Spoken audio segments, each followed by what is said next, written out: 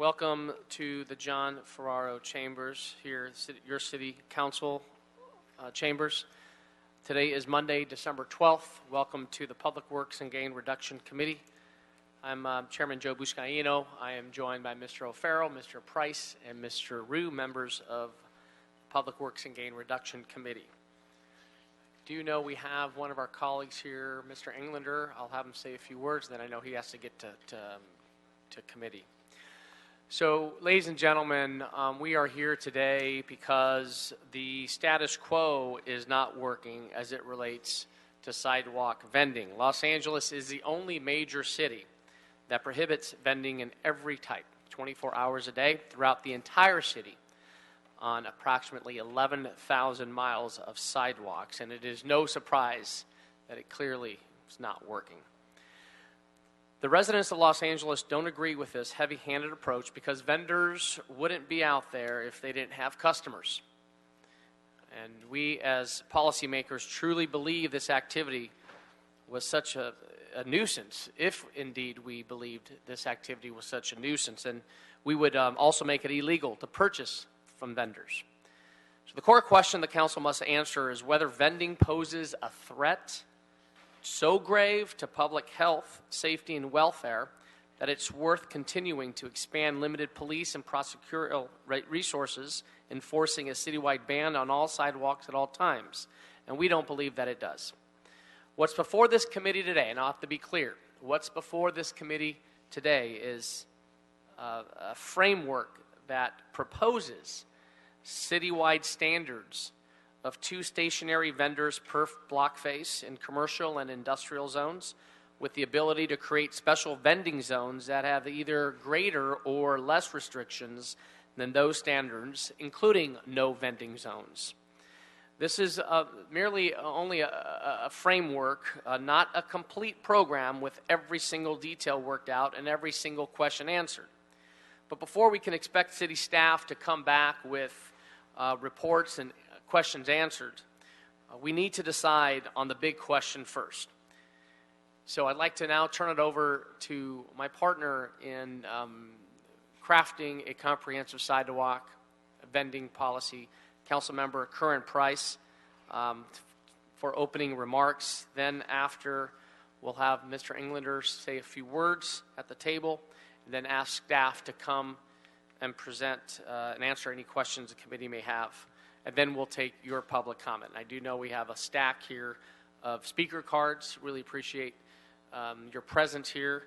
And it was important for Mr. Price and I to have a committee hearing on this issue to hear from a number of our advocates, our vendors, and our business community members. So with that, Mr. Price. Thank you, Councilman. And first of all, let me just thank you for your leadership joining with me on this effort. We introduced the initiative almost 3 years ago, and you were quick to sign on and with your encouragement and support help work what we know is going to be a framework for progress.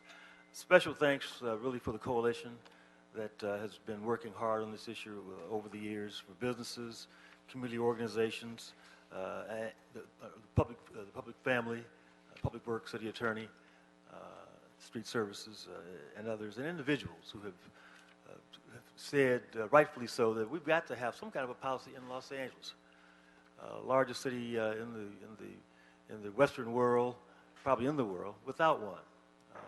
And we have an obligation to be supportive of small businesses, micro businesses, street vendors, just as we are supporting large multi-million-dollar corporations. So I'm excited that we have a framework that we think is fair to the public, fair to the businesses, fair to vendors, fair to the community at large.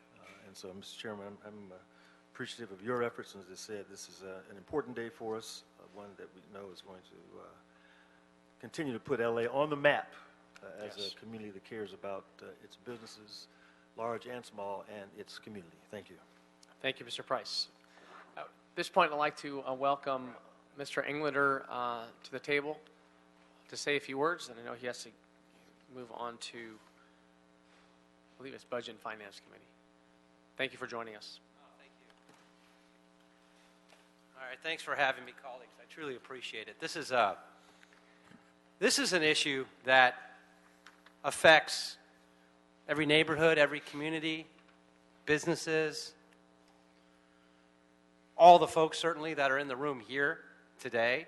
I'm going to just take a wild guess and say that who here is in support of us doing something to regulate and allow the legal use of our streets for all of you? Is there, by a show of hands?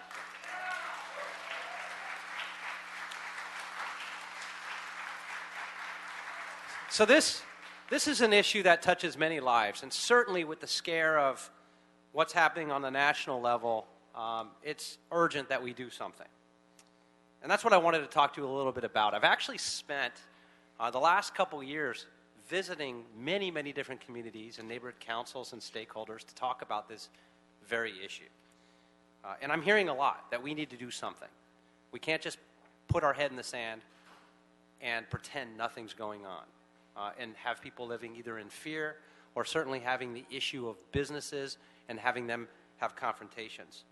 But I also want to talk about the ability to do it right, because there's one thing to do it and to pass legislation and regulations, and then it's a whole other thing to do it right, the ramifications of which will last beyond our lifetimes, because this is something that will go on in perpetuity. And looking at other major cities across the nation and best practices and studies like New York that are regulated, and they've done a pretty good job. We are not New York, and it's not a one-size-fits-all. In fact, we are many different communities and different cities here just in Los Angeles, the most diverse place on earth. And looking at that, we have to apply, and it's hard, different rules to different areas throughout the city of Los Angeles, because we're not a one-size-fits-all city. In fact, we did this recently where we went back and forth with the mural ordinance and what we would allow in different communities, and it became sort of the same scenario we're talking about now. We had a lot of push and interest from artists in different communities, certainly different ethnicities, different areas geographically, different council districts, and different neighborhood councils, to say what would work in every community across Los Angeles. And through that exercise, it was fascinating because we came out with something unique that we never did before. We came out with a program where we can have council districts specifically opt in and opt out, where we had different rules that fit different areas of the city, where we had the ability to say we had communities that wanted murals on single-family homes, and we had other communities that didn't. And we said, well, how are we going to rectify that? How are we going to come up with some resolve? And we did. We put our heads together, and we actually came out with something that made sense. In fact, my district didn't allow murals and didn't want them on single-family homes, but right after we passed the ordinance, we were one of the first, in fact, the first council district to erect a new mural in a commercial zone right on Reseda Boulevard. So we do have the ability to be creative and understanding and open-minded and listen. I've submitted a letter to all of you that outlines some of the ideas and concerns and suggestions, but I wanted to address a few that I want you to take into consideration as we think about this open framework, and we're framing it, as the committee chair said. I want to think about compromise. I want to think about protections for all the people that are in this room, and the compromise and the protections for the people that are not. The ones that can't come down and testify because they're running perhaps their own food cart, their own street sidewalk vending, or a brick and mortar business. So they can't be down here. So we are representing them as well. So this is a message that I was asked to bring to you from all of my neighborhood councils that I went and talked to. In fact, all of which, the ones that weighed in on this within my district, said they like the idea, but they don't want it. And we have the fewest, although we have the most vulnerabilities because we have the largest contiguous commercial, industrial, and light industrial space in the city of Los Angeles, of what's left of it, with the Northridge-Chatsworth corridor, which would open this up. And so that's why I want to make sure we have some protections in place. I don't know if it's ever been asked, and some of the things I think we need to tackle, so we're not open to any litigation, is does this have any CEQA ramifications? Have we asked the planning department to weigh in, or the city attorney from planning to say, look, we've got thousands of businesses operating on city sidewalks that we're about to regulate.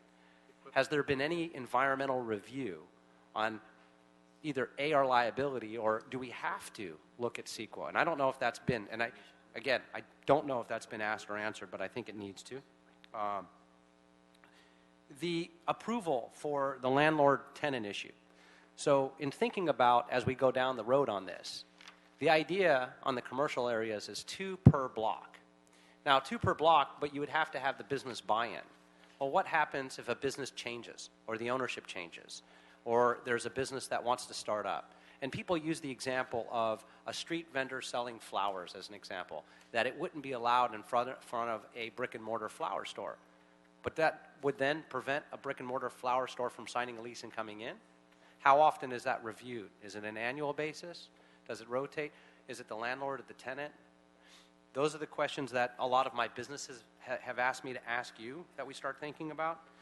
On the other front, in looking at the compromise and what we might want to do, and this is one of the things that I've been thinking about and talking to a lot of the folks that not only are in this room, but people that are very open to the idea of creating a full-fledged pilot program to study it and how it would actually work, which we've done with many other things. We just recently did a very comprehensive analysis and pilot program on body cameras, for example, and put them on officers in the street. It was incredibly successful, and we learned a lot of best practices and what works and what doesn't, not just selecting a vendor. We've done it in similar situations with planning as well. So perhaps looking at a pilot program as well so we can get it right. The idea is to get it right. And in order to do that, I think we have to look at some of the ideas and solutions to making sure that the protections are in place for everyone.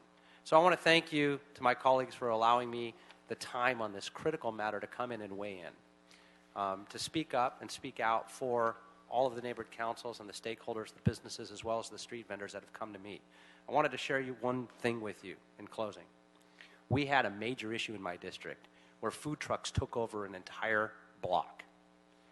In fact, it's now become the largest regularized food truck gathering weekly in the city of Los Angeles. We didn't know what to do. The easy thing would have been to put up signs and said, we're not going to do this. No large vehicle parking at all. And it would have been done. But the community wasn't sure. They said, let's try to regulate it. Let's try to fix it. Let's work with the restaurants they're parking in front of. Let's look at the hygiene, the issues, the cleanliness. We know already, and we're going to face this issue on this regulation, is that the county health department already lacks the resources for enforcement. We tried to get county health to come out just on the food trucks on this one block, and they said, we don't have the bodies, yet alone looking at what we're about to do on this legislation and the fact that we contract with the county. In fact, we just had that in our last committee and approved next year's contract on the health inspection with the county of Los Angeles because we don't have health inspectors. They're short-staffed. In fact, it's right on their website. If you call regarding a street vendor, we probably may not come out, or it'll take a while because we just don't have the resources. So what are we going to do now with this? So we got to work with them to figure that out. So the food trucks, we came in and we created a program working with all the businesses and how they can utilize their restroom facilities, how their customers can, the cleanup process afterwards, looking at infrastructure and walkways. In fact, we had to put in new traffic lights because of the crowds that were coming, invested tens of thousands of dollars into that street and improving the safety because we were going to have people vending on the sidewalks. And we actually formed a working relationship through a lot of grassroots, door-to-door knocking that I did, bringing people together to say, let's solve for this. The bids, the chambers, the businesses, the food truck operators, and the street vendors all came together on a regular basis for 2 years. We met regularly and came up with the first and the only type of permitting program in the city of Los Angeles and solved for it. And you can come out on any Friday night, and we have thousands of people every Friday night in downtown Old Granada Hills that love it, and it's worked out really well.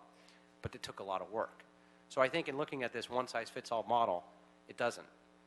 We have very different, unique parts of the city of Los Angeles we're going to have to identify solutions for, and I think there are ways to get there. I know there are ways to get there. I know the will of this body is to get there. And so I want to thank you again for putting the time, energy, and resources into this important issue. Thank you. Thank you, Mr. Englander. Thank you for your comments. With that, colleagues, I'd propose that let's take item number 1, if you can read item number 1 into the record, and then we'll bring up some of our city staff. Item 1, consideration of recommendations contained in a communication dated November 22nd, 2016 from council members Joe Buscaino and Curran D. Price Jr. relative to creating a sidewalk vending permit system and related regulations. Thank you so much. With that, colleagues, I'd like to bring up the city family, and we'll have two panels so that we can direct some of your questions on the communication of the joint letter from Mr. Price and I. First, I'd like to bring up the city attorney, the Los Angeles Police Department and Bureau of Street Services to come to the table. If you have any specific questions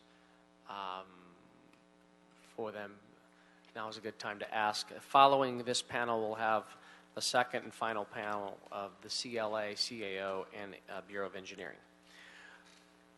So if you can please come forward and identify yourselves. Thank you so much for your presence. Good afternoon. Gary Harris, Bureau of Street Services. Good afternoon. Rita Hernandez-Venegas, Supervising Attorney of the ACE program. Commander Todd Chamberlain, Los Angeles Police Department. Good afternoon, Assistant City Attorney Dan Jeffries. Thank you so much.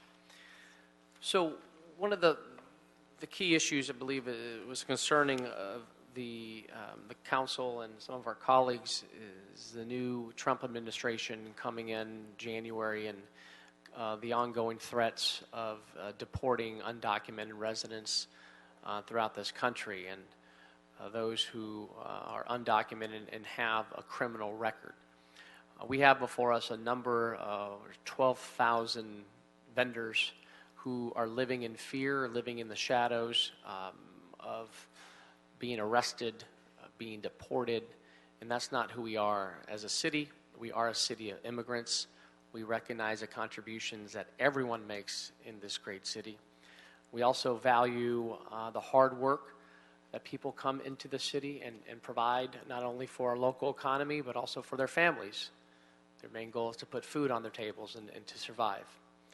So one of the issues was doing everything we can with a sense of urgency to decriminalize vending, and we're seeking one, decriminalization of vending and removing the misdemeanor charge, and seeking only fines and confiscation of property as potential penalties.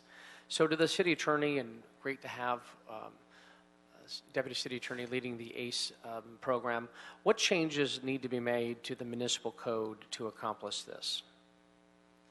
I believe the change would have to be made to take it out of the criminal system and make it, I'm not sure if the council is leading towards an infraction or a fine. And how soon can we have an ordinance ready to reflect that? 1 moment. Ms. Flores here? Ms. Flores, that would come out of Yeah. Thank you, municipal Valerie, council. for your presence. Thank you. We weren't sure which city attorneys to send up, but we could fairly quickly get back to you 30 days, let's say a very narrow ordinance that would change the penalty structure for Municipal Code Section 4200. We would just need instruction on whether to make it a pure infraction. Currently, it can a violation of 4200 can be prosecuted as a misdemeanor, an infraction, or through the ACE program. If you want it completely decriminalized, then you would be asking us to make penalties only an infraction. Okay, thank you for that. I think the sense of urgency is the January 20th inauguration of the new president-elect coming in. So that's something that is a concern to a number of vendors who are in our streets throughout the city of Los Angeles. To the Los Angeles Police Department, to Gary, or Street Services, as far as Los Angeles Police Department and Street Services, how can you best collaborate to ensure adequate enforcement? Because the reason why I, 3 years ago, seconded this motion, it was to ensure that if we have a policy in place and legalize vending, that we need an enforcement arm to hold the bad actors accountable for addressing and supporting those who are abiding by the rules and regulations. So enforcement will be a critical piece moving forward. And I'd like to hear the collaboration between street services investigators and the LAPD. We currently have a very good and very close working relationship with LAPD on this and all the other issues that we collaborate on. Certainly moving forward, we can put into effect even better communication between the two agencies, where we're now entering the ACE program along with LAPD, and this will help us with this type of infraction enforcement to better coordinate what we do with what they do and better track the actual results that we're gaining through ACE. We're also working on increasing our field communication between both agencies, and this is something we've been doing prior to this meeting that we're working on for all the enforcement activities we're involved in. So we think that we're already on track to put into effect that collaborative effort that will help us with this proposal. Fantastic. And then from Commander? LAPD, again, we do have a great partnership with Bureau of Street Services. The one thing for us, obviously, we're going to support, LAPD will support what the council recommends and the city institutes. For us, as far as the criminalization aspect and the deportation, as LAPD, we are not in that business. That goes in another arena completely. Once we process and do what we do, we are here to support and to serve everybody, and that's what our goal and that's what our mission is to do. However, with some of the nuances that are developed or put into place with the vending, there are some good opportunities for us as an organization, LAPD, which would be one, the standardization of best practices, what works in other cities, and what we can bring in turn to our enforcement and our LAPD officers. Also, we'd look for some form of self-policing with the individuals involved in that, much like with the ABC licenses. There is a component that they do education, they do work to make sure that the individuals involved in that programs and what they're doing has a clear understanding of what the rules and regulations are to hopefully avoid law enforcement getting involved in the first place. So we hope that that is a big component of it. For the threats, without question, is going to be the enforcement of it. If there is an enforcement component, whether it's at a criminal level or whether it's at an infraction or an ACE level, and that is going to be the resource management of that, both from our organization as well as from Bureau of Street Services, I would say, the number of resources to handle the unique problem that goes with it. And also, again, we hope from within LAPD, we are here to support what the City Family Institutes, but it is important, I think, to look at some of the best intentions which had some unforeseen consequences, and one of those would be 4118D, which was instituted, which allowed tents to be placed. That became a huge problem for the city of Los Angeles, and it became a huge wrestling problem for LAPD and how to effectively and safely and compassionately enforce that, which in turn led to a number of litigations surrounding that. So as we move into this vending arena, again, that's going to be one thing that we hope as LAPD, that there is rules, regulations, and standards that are set into place, because if there is certain areas that are allowed for vending, the issue obviously will be the outside, the extremities of those areas where people aren't adhering to the rules, and then what can we do as an organization, as law enforcement, to impact that pattern of conduct and to help them make better choices. And then obviously in much the same way with our homeless population, and when you look at 4118, a lot of the issues related to that is dealing with the bulky items, dealing with the tents, dealing with the items that these individuals have. And I see for us in law enforcement, that's going to be a huge hurdle that we are going to have to get over, because if we are responsible for retaining everything that a street vendor who doesn't adhere to the rules has, that's a system right now that we do not have in place, that we don't have the opportunity, the logistics, the time, and really to manage that. So that's going to be a threat that we're going to have to move through as far as resource-wise and logistics-wise. Appreciate that. So clearly, from what I understand, there's good collaboration that exists today between street services and the LAPD, which I believe if we move forward on this comprehensive policy, it needs to be stronger than ever. As far as resources, because my concern is if we move forward and allow across the board legalization of vending, we need to ensure that there's adequate resources and staff to ensure that, again, the bad actors are being dealt with. And I believe that is going to be part of a report back from CAO and CLA on the staffing level. So I really appreciate, and I can tell you on being on the enforcement end as a senior lead officer, being responsive to the business and residents that I served as a senior lead officer, it feels like I was chasing my tail in addressing the vending issue with the citing and or arrests at times to know that the following day they'd be still out there. So I know that clearly having an illegal vending policy in the city of LA does not work. And I do want to, at this time, turn it over to Mr. Price for questions for either the city attorney, LAPD, or street services.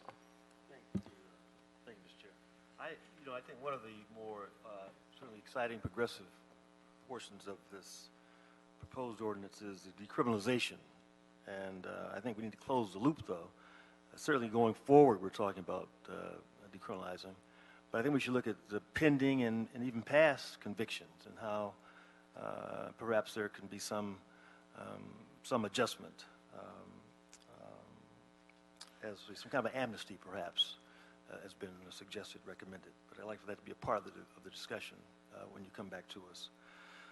The notion of businesses being able to provide consent for prospective vendors, is that kind of novel here in Los Angeles? Is that something that's sort of been in existence in other municipalities? Well, as that applies to other ordinances that street services enforces, there are, like our street furniture ordinance, we do allow the businesses to have a say in where that can be placed. As with our special event ordinance, we allow the affected businesses to have a say in those issues. So it's not inconsistent with the way we do other ordinances in the city now. Just something we need to develop further. We want to make sure there's not just arbitrarily rejection, but there's some rationale for approving or disapproving as that moves forward. The idea of enforcement obviously is going to be a big deal. And from you experts at the table, you think we'll need to develop a separate kind of enforcement body over time, or is that something that is less desirable, more desirable, as long as you have the number of personnel required to perform the enforcement? You know what, I think right now it's for us, LAPD, I think it's too early to say. I don't know if there's going to have to be a specialized unit within LAPD that would be assigned in collaboration with street sanitations. But I can tell you that without question, it's going to involve resources and it's going to involve personnel to effectively manage this. I think, like we talked about before, some of the good intentions will definitely have some issues within them. And I think it's going to be some level of subject matter expertise to make sure that the individuals that do have contact with this particular endeavor have a clear understanding of what the rules and the regulations are and able to impact it and do it effectively. So yeah, it's definitely going to involve something. And again, I think that's going to also, as far as the enforcement arm, Bureau of Street Services, hopefully they are going to have a huge component in it. In much the same way we look at LA San right now with sanitation involved specifically with 5611. And for street services, we definitely think that resources are a very important part of this project, and we do think it will take additional resources. But it's not just resources. It's also adjusting the way we do enforcement. One of the things mentioned was currently the health department has some limitation to the ability to provide resources to the city for enforcing the health code. One of the things we hope that would be looked at as we went down this project and looking at how we do this is the possibility of entering some type of agreement with the health department that would allow city enforcement officers to exercise some of those powers in confiscating those health hazard items from the street. Right now, we currently can't do that, and we can only do that when we're accompanied by the health department, which in some respects limits our ability to do the job properly, especially since the county has such limited resources. So we hope that we can partner with the county to share some of that authority with the city to make our resources that we do have more effective at doing that job. Okay, thank you. No, I agree. The enforcement is important. Also, the education and outreach is going to be important. Collaborating with community-based organizations, making sure vendors, prospective vendors, know the rules and regs, and also that businesses understand what the rules and regs are. And so I think as long as we have that open communication, everyone wins. Thanks. Thank you, Mr. Price. So with that, Mr. O'Farrell, please. Thank you, Mr. Buscaino. I also want to acknowledge your leadership and that of our colleague Corinne Price on this very important matter, on something that everyone knows has gone on for decades in Los Angeles and is only growing in popularity. and that is sidewalk vending. It's part of our cultural fabric, and I've always believed that regulation can work, and bringing this underground economy out of the shadows legally and literally. As we proceed with this legalization of vending, I want to be sure that we also adopt adequate health and safety standards, as well as take into consideration the sensitive areas where vending may or may not make sense. And this is more or less outlined in your framework here, especially in the preamble. Clearly, for all involved, a new, well-regulated policy on sidewalk vending will enhance the cultural experience of our city. It also has the potential to support and encourage entrepreneurial opportunity and economic benefits as long as we get this right. And that's, I think, why we're all here. We want to make sure that the policy that we enact in the city, as Mr. Englander actually mentioned, not a one-size-fits-all, but a policy that works for the city of Los Angeles. So having said that, I have a number of questions that I'd like to go down, if that is okay, Mr. Chair. Some of these are just concerns and just questions that I have that maybe we can look for in the reports back, including the definition of adjacent property owner, basically having veto power. That sounds really good on paper, but it could be challenging in a few respects. One is, I think adjacent property owner is defined by the property owner of the address where the vending will happen in front of. I don't know that that would take into account next door to that address. If I am a hot dog restaurant and a hot dog vendor is allowed to set up next door but on the sidewalk, I think that brings up real questions in terms of striking the right balance between what's fair between the vendor and the business who pays, for the brick and mortar, all of the local, county, state requirements, all the overhead, employees, etc. At the same time, you might want to look at a block-by-block approach to that rather than just saying adjacent property owner. We know that oftentimes when a lease is taken out, there are sort of sometimes what's called a triple net lease taken out on a commercial property, which forbids a competitor from taking out a similar lease on the same property. Maybe we look at that model so that we don't end up with the unintended consequences of having proliferation of like-minded vending in front of stores that sell the same product. That's just something to heavily consider. Also, I think that we need to define what is residential. Residential, are we defining it as R1, R2, the mixed use areas, R6, all sorts of zoning across the city. So what does that mean in terms of residential definitions? Now, some questions I have in relation to the permit rule. Can you clarify exactly what regulations will be codified in the ordinance versus what rules and regulations will be adopted by the Board of Public Works? In other words, will a set of standing rules exist in the Board of Public Works so that once we adopt an ordinance, it can be modified through the Board of Public Works, in other words, fine-tuned based on real-life practicalities of the enactment of this ordinance. Otherwise, if we change one little thing about it, it would have to come back to the full City Council for a vote on a modified ordinance. Has that been considered?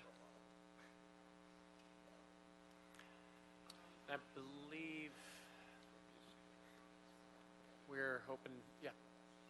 I'm not sure if Ms. Flores has the answer, as I've not worked on any ordinance. Yeah. Yes, the ordinance could specify that the Board of Public Works and the Bureau of Street Services could act as the designated administrative authority for the permit system, and you could, with general parameters, give them guidelines in the ordinance, and then the specifics about the rules and what would actually go into the permit, you could delegate to the Board of Public Works. Terrific, thank you. And while you're there, Valerie, what do you interpret from this framework as residential, defined as residential? All residential? Again, that's a policy call for the council. You could use zoning guidelines, or you could, make your own designation depending on, preferences. So there's a lot of mixed use in the city. There's a lot of multifamily. So it's really a policy call, but we can draft the ordinance to accommodate whatever concerns you have. All right, so you'll await further instruction from this body on the direction that we should head in relation to that? Yes. Thank you. And then in terms of 4200, 4200 covers a lot of things, including regulation of news racks, which have historically been a real problem, a real blight across the city and on a lot of our major corridors. So the question in terms of the decriminalization, I'm totally in the school of let's decriminalize anyone trying to make a living. Make no mistake about that. But there are other nuisances that this body and elected officials before we came along, before this generation, worked very diligently on addressing, and we've made improvements.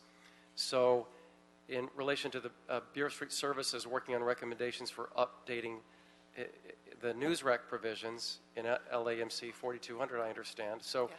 Can we ensure that the news rack permitting issues are not decriminalized? And Yes, other right. things that are important within the 4200, 01, 02, 03? We can separate street vending into its own ordinance near 4200, but by separating into its own ordinance, we could give it its own penalty structure without disrupting the penalty structure for other parts of the 4200 et sec area of the law. So that can remain as it currently is in terms of penalties. I'm sensing that's the way this should go without having all the answers in front of us, but I think that's again, could have been or could be one of those unintended consequences of we overlook that and then we have these other issues that pop up. And then special districts. Will the city be able to establish special vending districts at the same time that the sidewalk vending permits start being issued? In other words, all at the same time rolling out? Yes, you can carve out certain districts, as you said, either for greater or lesser regulation at the same time, even if they're in the works. Okay. Schools. For recommendations 4D and 4F, I would like the CLA and CAO to please include recommendations for requiring consent from the school. We mustn't overlook the schools and what works for some schools and what doesn't work for other schools. They're vastly different from neighborhood to neighborhood as well in terms of requiring consent from the school if a vending permit is within 500 feet from a school. I think that should be something that we incorporate into the recommendations. Otherwise, I think there's going to be a sense of bewilderment for why they weren't included. And then outreach. For recommendation 4H, I'd like the CLA and CAO to please ensure that recommendations for an outreach and education campaign cater to all involved, vendors, businesses, property owners, etc. I think that's really, really important. And Mr. Harris, something you and I talk about all the time, resources for Bureau of Street Services, Street Use Inspection Team. Do you have any preliminary estimate on how many more inspectors we need to provide adequate enforcement? In the previous report, we recommended 17 field investigators, but that was based on another set of parameters. In looking at what's currently being proposed, our recommendation might be a little greater, but our base number we started with was 17. Okay, and I would argue that you need many more based on my own real-life experiences with your department, and I think you're being very, very cautious and generous. But I think with the ACE program, and folks, ACE is Administrative Code Enforcement, and that's a program to help address the quality of life issues facing our neighborhoods, parties that are too loud and things like that. And I'm excited about the partnership with ACE in relation to this. But I think with that, our police and our street use inspectors need additional resources. I'm preaching the gospel of that, and especially in terms of we're in the middle of essentially working up to the budget. If we want this program to work, and I know it can, then it is up to us to prioritize so that the resources are available to make it work. Otherwise, we're only doing the job halfway. And then in relation to permit rules, in this current framework, will corporations and businesses be able to receive vending permits as well? Because it's kind of a two-way street. We know that a lot of vendors in trucks or carts are building their business into a brick-and-mortar presence. But it could also work in the other direction in terms of branding and free market economy. So what's the answer to that? Is the current framework allow businesses to receive vending permits as well? I would imagine the answer is yes, because anyone can get a permit, but I'm not sure exactly. Absolutely it is. Yeah, I think, right? This is all about making opportunity available for everyone, right? All right, so those are some of the questions that I have, and I think if we do this very, very diligently, we look at all of the questions, and well, actually, I take it back. One last is, the whole opt-in conversation was taking place during the round of community meetings, and one of them I hosted myself in the 13th District because this is an issue that's very important, and I have a lot of constituents who make their living with sidewalk vending, so I want to make sure that their concerns and questions were answered as well as businesses. So the whole opt-in was emerging as one of the leading sort of components to this before that round of community meetings ended. And I don't see it in the framework, and if that is still an option, maybe the equal to that is forming special districts. I'm not quite sure. So if my understanding, correct me if I'm wrong, to clarify, Mitch, the opt-in would serve, the special districts would serve as an opt-in. I believe it's easier to enforce if we legalize vending, and if indeed, by creating special districts, as Mr. Price indicated, it'd be easier to enforce moving forward. Thank you so much for the input and the recommendations. I like your recommendation on 4D to add at schools as far as allowing them, getting the written consent of the adjacent schools as well. And again, this is merely an opportunity for us to propose a framework to go to council and get an ordinance back, at which point, as we all know, we send the ordinance back to committee, at which point we can amend, gut and amend, as they say back up in Sacramento. So with that, Mr. Rue. Thank you, Mr. Chair, and thank you, Councilman Price, for your leadership on this matter. And I do understand that this is going to be our first draft of the ordinance, and we'll have an opportunity to revise or revisit these issues. But I had a couple of quick questions. I'm just going to, I have a lot of questions, but I'm just going to focus on just a few. Since we're talking about decriminalization and following Councilman Rofero's questioning, ACE citations. So, I mean, it's pretty clear from the committee here that we're trying to decriminalize. But when does an ACE citation become a misdemeanor, or can it become a misdemeanor? Yes, the ordinance allows once a citation is presented to the city attorney's office for processing, a misdemeanor can be filed at that time, or once a citation has been processed and the violator has been notified what the violation has occurred and what their rights and responsibilities are, they have the opportunity to request an initial review within 20 days of receiving the citation in the mail. At that point, the ordinance allows a misdemeanor to be filed. Those are the only two times that a misdemeanor can be filed for an ACE citation. I'm a little concerned there because obviously for this target population, they might not be language capable, or they might not even have a proper mailbox for notifications of these potential citations. And 20 days might not be enough.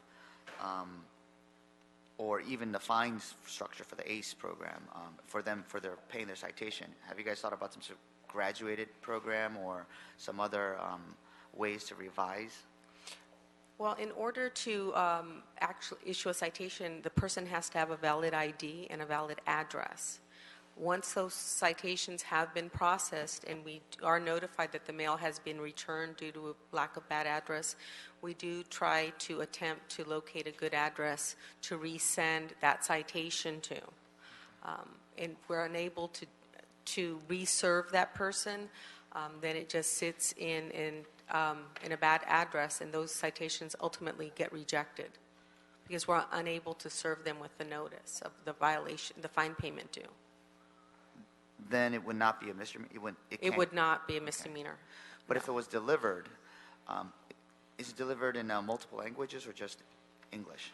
It is delivered in English, but the ACE program has been in existence. Well, actually, we've been citing since 2015. We have not filed any misdemeanor matters for 4200.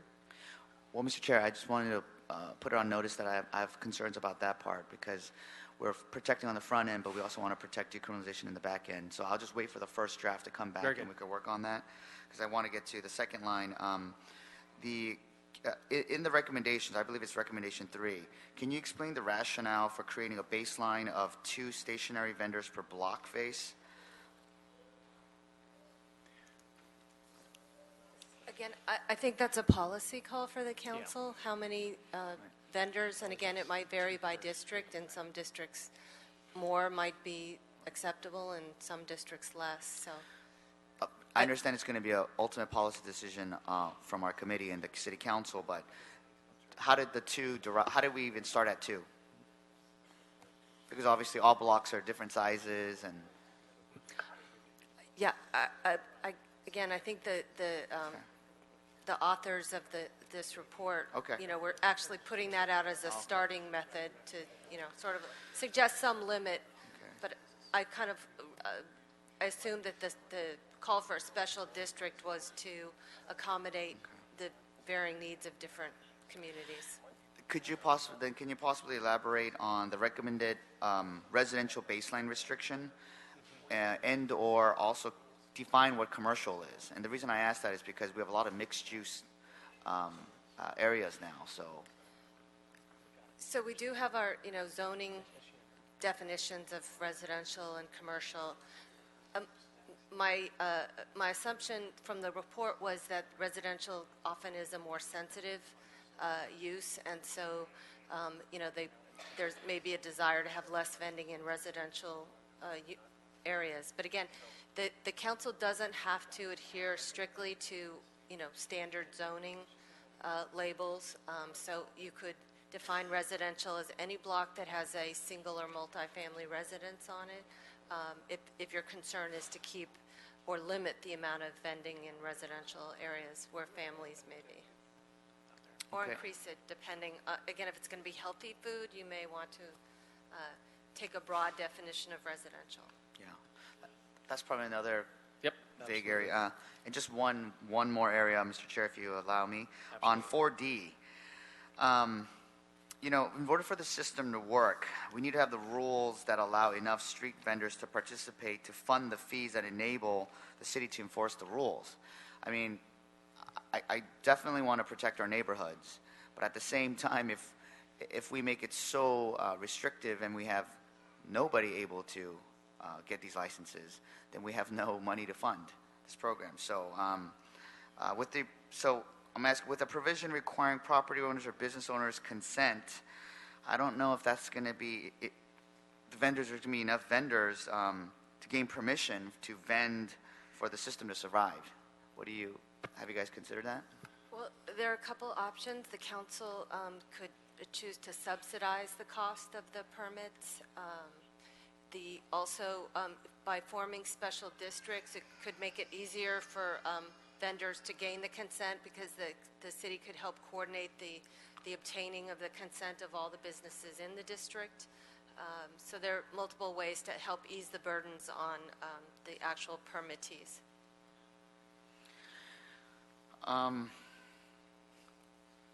Okay, well, let me go on a different line then. Liability issues.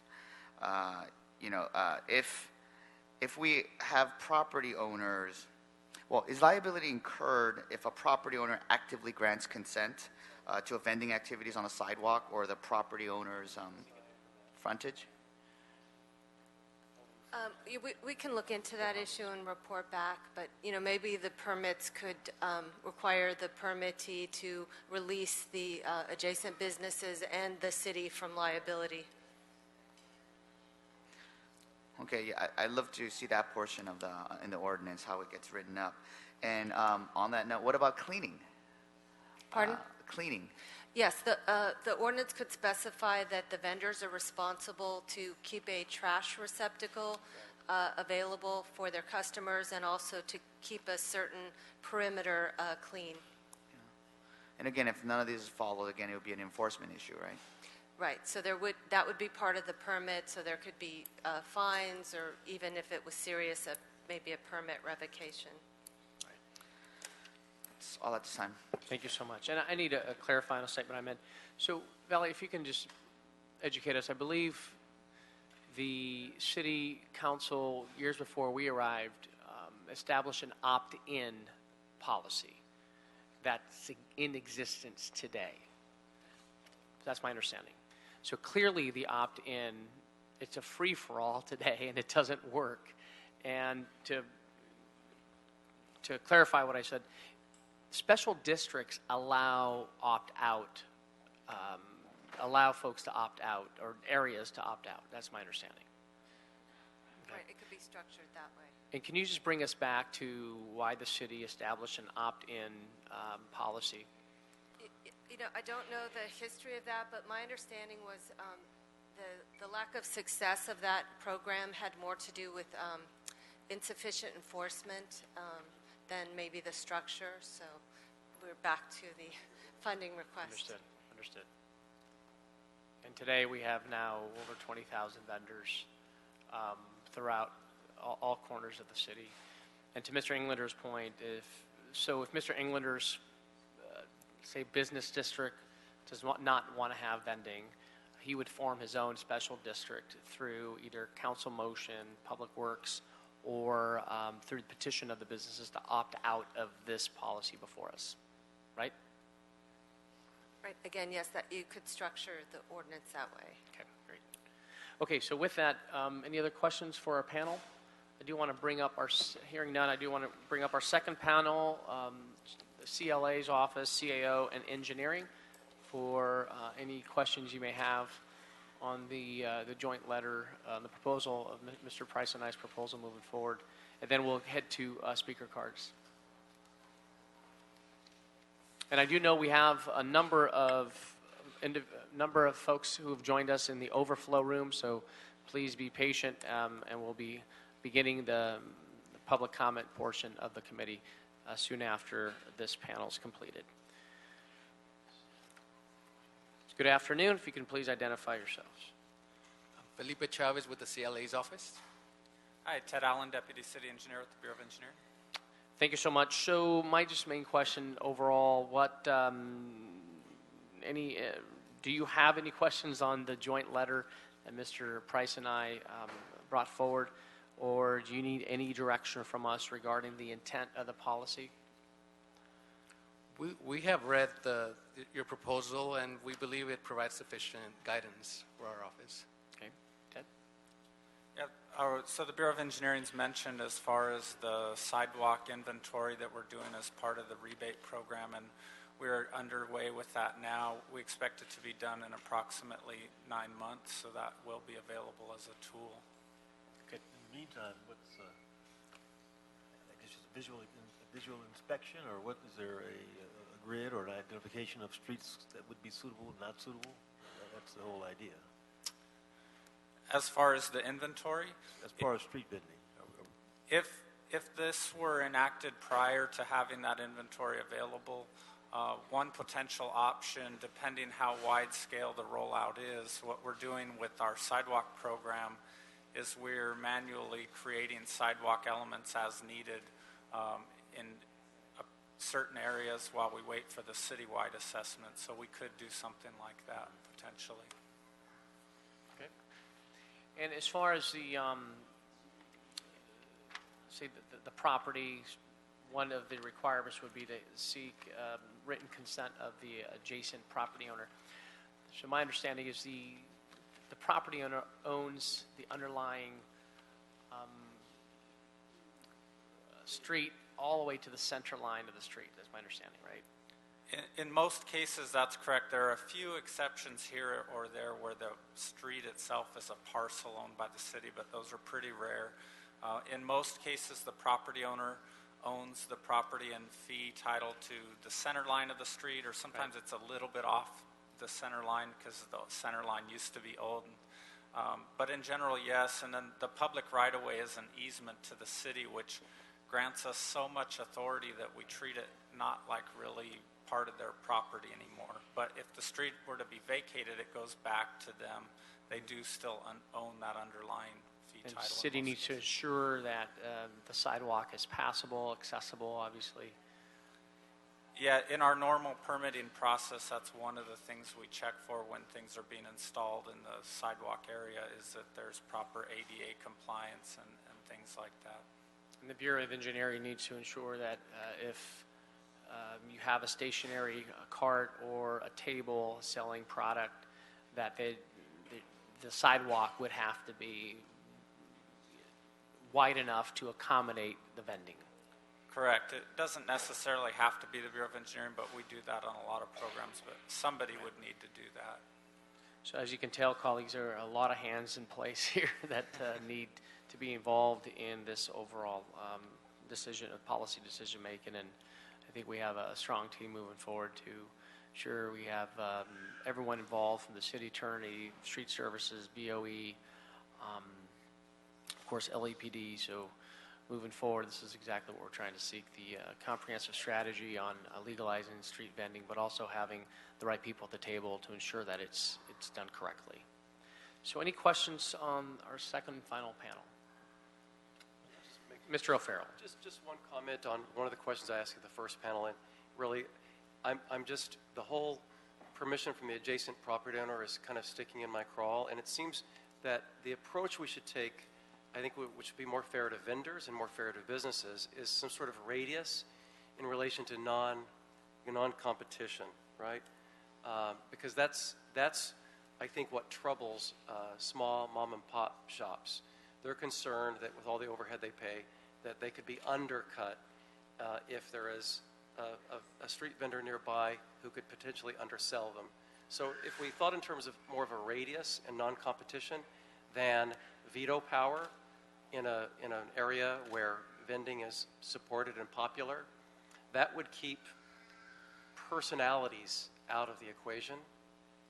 So I just wanted to put that out there again, because I think it's different approaches, different numbers of vendors per street segment are going to differ from neighborhood to neighborhood. And so, and I think that would leave less room for shenanigans. Mr. Chair, I would concur with Councilman O'Farrell's vendors and similar businesses. Yeah, it would be a little unfair. So I would concur with that. Very good.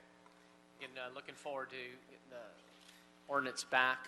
We just need to get full city council approval to give them the direction, and then we can hash out these issues when they come back to committee.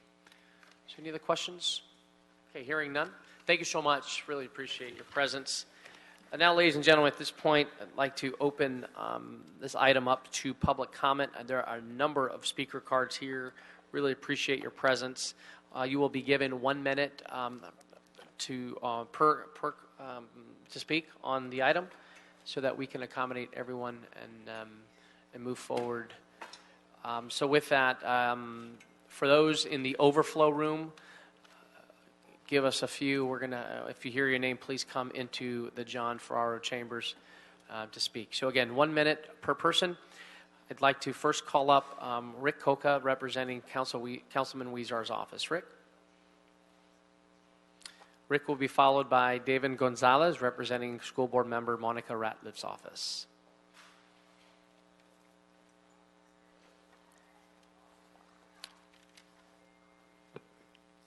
Good afternoon. Thank you, Chair, and thank you all the committee members for considering this item today. Rick Coca with the Councilmember Jose Weezar's office. As the original writer of the motion, along with Councilmember Price, we've spent considerable time and energy on this issue, along with the advocates, and really all segments of the community, from the business to folks interested in this issue.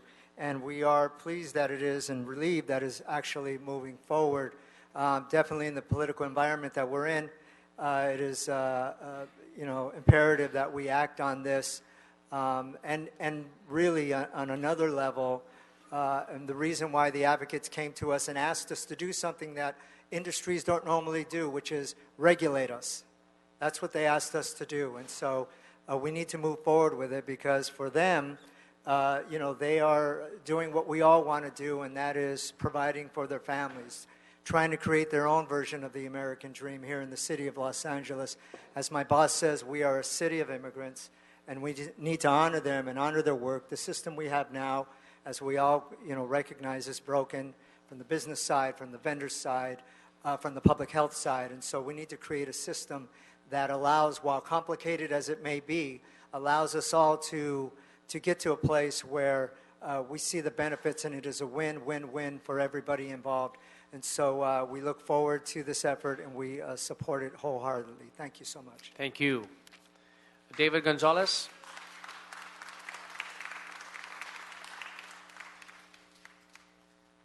Good afternoon, honorable members of the council. My name is David Gonzalez. I'm here on behalf of LAUSD School Board member Monica Ratliff, and I'm here to read a statement on her behalf. You've already actually addressed one of her main issues. So, Board Member Ratliff, from Board Member Ratliff, I commend your efforts to address the longstanding issues of illegal sidewalk vending. As a board member representing over 130 public schools and serving 100,000 students in the San Fernando Valley, I would like to express the significant concerns of my school communities. Sidewalk vending has been a particular nuisance for public schools. During the impacted hours after school, food vendors are an additional source of congestion, impacting the safe exiting of schools and pose a potential hazard to students, families, and other pedestrians. This year alone, Carver Middle School, Harmony Elementary School, Lizarraga Elementary School, and Pacoima Middle School have had to work with LAPD to address these kinds of issues. I appreciate the proposed framework maintaining the prohibition of sidewalk vending within 500 feet of a school, and I strongly urge you to reconsider the exemption for vendors selling healthy food. Regardless of the type of food sold, sidewalk vendors will cause issues relating to access to the sidewalks. I urge the City Council to give the same consideration to our schools as opposed to businesses in regards to providing consent to vendors in their vicinity, and I encourage you to reach out to the LAUSD. Thank you for your consideration and service to our communities. Thank you, and please thank the school board member for her leadership. Next up, Barry Johnson, representing the Studio City Neighborhood Council. The Studio City Neighborhood Council have submitted a community impact statement, at which point I'd like to welcome Mr. Johnson to the table. And any neighborhood council that submits a community impact statement are given 5 minutes to speak on the item. So, Mr. Johnson, representing the Studio City Neighborhood Council. And thank you, Barry Johnson, representing Studio City Neighborhood Council. And you do have our community impact statement. And I would like to also thank the committee for the concept of one size doesn't fit all. It did seem to serve us well in the mural ordinance, and we hope it will do so with this ordinance as well.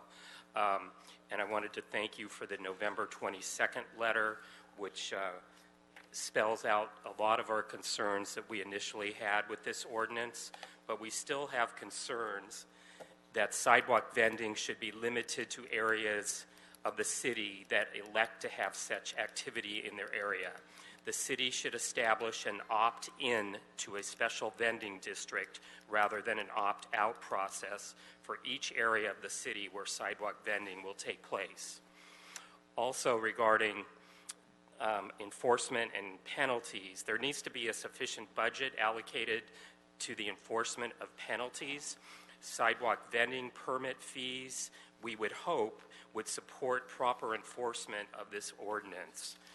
And the only areas of the city where sidewalk vending should be allowed to take place should be within vending districts established under an opt-in program. And regarding business improvement districts, we would ask that no street vending should be allowed in a bid district unless 90% of the businesses as well as 90% of the property owners approve a special business vending district within their bid. And finally, regarding the automatic and comprehensive review, we would hope that there would be an automatic review process, but also an annual renewal process for each vendor issued a sidewalk vending permit. Thank you. Thank you. Next speaker is Patty Berman, representing the Downtown Los Angeles Neighborhood Council. Patty here? Case. Carol Schatz. Carol will be followed by Blair Bester from the Historic Core BID and Ellen Endo. Please, if you heard your name, please come forward. Carol Schatz, President of the Downtown Center BID. Thank you for hearing many of our concerns about the impacts of street vending and making them a part of this proposed framework, especially 2 vendors per block and property and business owner consent. These are the most important of those considerations. Councilman Price, you have said repeatedly that one size does not fit all in our diverse city. Since an opt-in model didn't make it into the framework, the business property owner consent and a simplified and easier opt-out provision are the only ways to assure that communities have an appropriate say about vending. The health, safety, and welfare language, we would ask you to reconsider and eliminate that language as a result. And Councilman Buscaino, and I say this to both of you with the greatest respect, and you know that I mean that, you have said that enforcement is key to a rational policy. We support the decriminalization, but the framework is very sparse on enforcement. And as you just said today, it is extremely important to making sure that a good regulatory system exists. We support a good regulatory system. Thank you. Thank you. Blair Bester, Ellen Endo, and Feliz McGinnis. Please come forward. Your name, ma'am? My name is Ellen Endo. I'm president of the Little Tokyo Business Association and the Little Tokyo Business Improvement District. I'm here on behalf of our businesses. We are a merchant-based bid, which consists of 430 businesses. Most of them very small. Most of them owned and operated by immigrants. And so we've been very interested in this subject for some time. And we all know that the devil is in the details. And we're hoping that while we support the proposal and it's a step in the right direction as far as we're concerned, that we really want to make sure that enforcement, implementation, and the kinds of practical steps are taken as well. So while, like I said, we're in support of decriminalization, we also think that there's work to be done. Thank you. Thank you. Okay, Mr. Clerk, we're going to end speaker card submittals. Okay, at this point.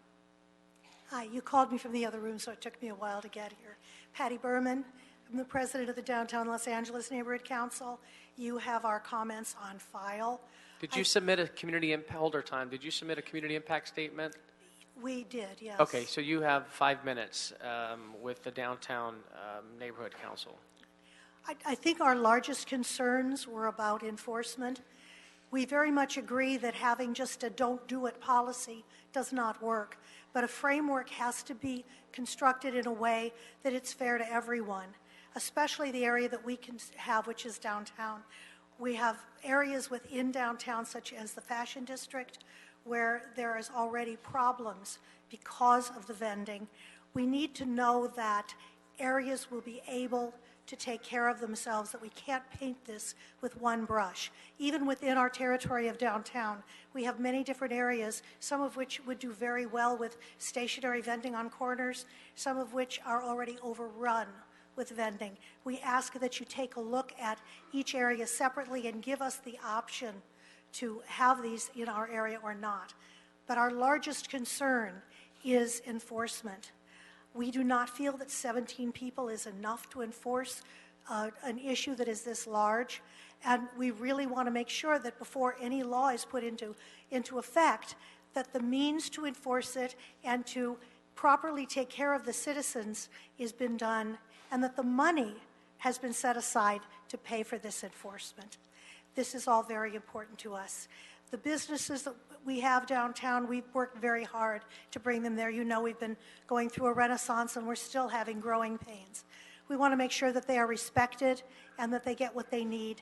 These are all small businesses, many of them, that are just struggling, and we want to make sure that nothing happens to hurt them. So please make sure that this ordinance is fair to everyone and that we have enforcement rules in place, and most important, the funding to have the enforcement happen. Thank you. Thank you. Blair Bester? Blair Beston, Historic Core Business Improvement Bleston. District. Thank you so much. That's okay. Thank you all for your comments, thoughtful comments so far today. In 3.5 years, the Historic Core has opened well over 100 small businesses in the ground floor retail, and most of those are owner-operated, very small businesses. And these are the backbone of our community. It's what makes the Historic Core a desirable place to come, and they also are incredibly supportive to the city. Build-outs and permits are expensive, and requirements are strictly enforced. So as we move forward, we just want you to please consider allocating funding to enforce fairly and equitably, and also that neighborhoods should be able to decide, and that property owners who are now fully liable for sidewalks should get to weigh in on city-sanctioned commerce happening there. Thank you. Thank you. Your name, ma'am? Yes, good afternoon. I am Felice McInnes. Felice, hold on, please. I'm going to call the next three speakers: Martha Salcedo, Ellen Rialto, and Sarah Walsh. Please come forward. Ms. McGinnis, thank you. You may proceed. Yes, I know that New York has had a vending in place for quite a few years, and I don't understand why Los Angeles can't simply adopt what New York has already proven to be successful. My comments are, permits should be given to citizens or those with legal status to be in this country. I am constantly feeling that I'm overlooked because I am a citizen for others who don't even bother to go through the process. Second, neighborhood councils should not have the right to opt out of having street vending in their district, but should have a say as to where and what should be sold. Example, if an area already has restaurants, more food is not a necessity, yet art and high-end handcrafted items might be, that are produced in front of the public, might be an asset. Example, a potter with a traditional wheel or a spinner making yarn out of sheep's wool. Third, ensure fairness in permit distribution so that cultural diversity is maintained.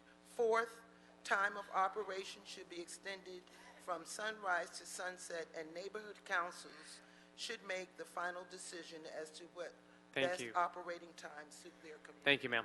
Thank you. Martha Salcedo, followed by Ellen Rialto. Good afternoon. Good afternoon, City Council members. First, I just want to say that we greatly appreciate your leadership and efforts to set forward a framework for street vending that is structured and which both supports the entrepreneurial spirit and protects business owner investments and the health and safety of Angelenos. As you consider which rules apply best to different areas and communities, we ask that you take into consideration the unique needs of sports and entertainment districts, which were planned and designed to be 24/7 operations. The LA Sports and Entertainment District sees up to 10 million pedestrians per year, requiring adequate sidewalk access, as anticipated in the LASCD Streetscape Plan. We appreciate the opportunity as you develop the details of this plan to work with you on addressing these unique public safety concerns, which are outlined in a letter submitted to the committee. Thank you. Thank you. Ellen Rialto. Good afternoon. My name is Ellen Riato, and I am the Interim Executive Director for the South Park Business Improvement District. The South Park bid wholly supports the decriminalization of sidewalk vending violations, and at the same time, we believe it is imperative that the framework outlines a realistic infrastructure of personnel to handle both the processing of permits and the adequate enforcement of regulations. Furthermore, we support a system that grants the community itself an active voice in determining whether or not to allow vending in their neighborhoods. Especially in the downtown area where commercial and residential zones are mixed, we must allow businesses and property owners a say on sidewalk vending in their area.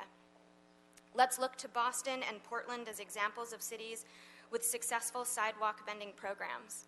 In these cities, vendors must obtain permission from the property and business owners where they vend. Thanks for your time. Thank you. After Sarah, we're looking for Nicole Shahinian, Erelindo Santiago, and Eileen Shapiro. Please come forward if you heard your name. And this is Sarah Walsh. Thanks, Councilman. Good afternoon. Good afternoon. My name is Sarah Walsh, and I'm here today on behalf of the Motion Picture Association of America and our member companies to raise two concerns regarding the proposed vending policy. First, we thank Council Members Price and Buscaino for specifying that permits for filming will supersede any permits for vending. However, we have concerns about how these conflicts will be dealt with when they arise. Will LAPD or street services need to intercede? How quickly will the city be able to respond in the event that a vendor needs to be relocated? Secondly, as you are all aware, the sale of pirated films and television programs as well as counterfeit studio merchandise continues to occur throughout Los Angeles.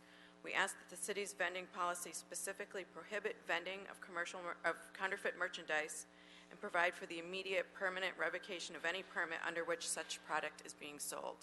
Thank you very much for your time today. Thank you. Nicole? Good afternoon. Nicole Shahanian with the Hollywood Chamber. I want to echo Sarah's comments regarding counterfeit products and the immediate revocation of licenses as well. I'm here to talk to you a little bit about Hollywood Boulevard. As you know, it's the most famous street in the world and is home to some of LA's most crowded sidewalks. With tens of thousands of visitors each day, Hollywood is a unique area of the city with very specific public safety concerns surrounding the use of its sidewalks and protection of the Walk of Fame. Hollywood Boulevard is already struggling with an overabundance of mobile food carts, CD vendors, street characters, and the legalization of sidewalk vending will undoubtedly bring more. The city, LAPD, and county departments that oversee vending do not have enough staff resources as it is to properly enforce the existing problems. We appreciate that your November 22nd letter called out the need for special attention to Hollywood Boulevard, and we ask that you ensure that adequate protections are in place in the final legislation that's developed here. Lastly, I'd like to impose on you the importance of enforcement that's been brought to your attention. Thank you. My name is Eileen Shapiro. I'm representing Los Angeles City residents. We support legalizing sidewalk vending. However, we are concerned about the traffic hazard from vendors' customers parking in red curb zones on narrow residential streets. Therefore, we request that sidewalk vending be prohibited in residential areas with narrow streets. Thank you for your consideration. Thank you, ma'am. Before Erolino speaks, I do want to call up Debbie Welsh, Igor Corbator, and Reina Letty. Please come forward. Mr. Santiago. Mi nombre es Aureliano Santiago. Represento la Unión de Un momento, Vendedores. sino, un momento. If you have a translator.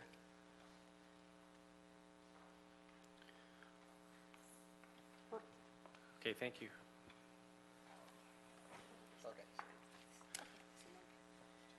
Muy buenas tardes. Good Mi nombre- afternoon. Mi nombre es Aureliano Santiago. My name is Abeliano Santiago. Represento a la Unión Popular de Vendedores Ambulantes del Distrito 1. I represent the syndicate of street vendors of District 1. Señores, nosotros le estamos pidiendo a que se legalice el vendedor ambulante. The gentlemen, we are asking you to legalize the street vendors. Pero así como estamos pidiendo y así como ustedes sugieren que se legalice, le pedimos que sea una cota justa. The same way we are asking for you to legalize the street vendors and the way you are asking for the street vendors to be legalized, we are asking for a fair interchange. Porque nuestro impuesto es necesario colaborar con este gobierno. Our tax is really necessary so we can collaborate with this government. Y que tenga menos restricción. We want less restrictions. Porque si no caemos en lo mismo con las multas que nos va a poner la policía. Otherwise, we're going to be in the same problem with all the fines that the police is going to impose us. Gracias, buenas tardes. Thank you so much. Thank you. Debbie Welsh, please. Good afternoon. My name. I'm sorry. Please hold your applause, ladies and gentlemen. We have so many cards here. Go ahead. Good Thank you. afternoon. My name is Debbie Welsh. I represent and owner Capital Foresight. We own 10 properties in downtown Los Angeles, including Arts District, Historic Core, and Fashion District. And we currently are incurring a lot of rising costs for assessments for the bid. Minimum wage is going up. Trash is now being regulated. The amount of costs that we are incurring is hurting our businesses. It's hurting our company. We have to raise rent. It's just a lot of rising and a very unrising income rate that we have. So just want to take that in consideration, and thank you for your... Thank you, ma'am. Igor or Reina? Hi, Rena Letty with the Fashion District bid, which covers 100 blocks and includes over 4,000 businesses. Many of our sidewalks are already so busy with pedestrians and vendors that we actually can't walk down them without stepping into the street.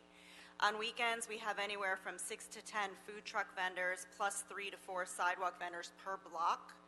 So for us, the most important thing is to be able to create our own special vending district or opt out, whatever it is that the framework decides, but the one-size-fits-all thing is very important to us. Doesn't fit all. And then lastly, we're very concerned and really push for a robust enforcement system within the framework guidelines. Thank you. Thank you. So next speaker is Igor Corbator. No? And a speaker card was filled out, but no name. Said Street Vending Mercantile Center. Please come forward. And if you can just give me your name for the record, sir. Good afternoon. My name is Steve Hirsch. I'm sorry about the card. I represent the Mercantile Center. We, for 2 generations, manage properties in the Fashion District. I want to start by saying we recognize and appreciate the concerns of decriminalization of these activities and support that.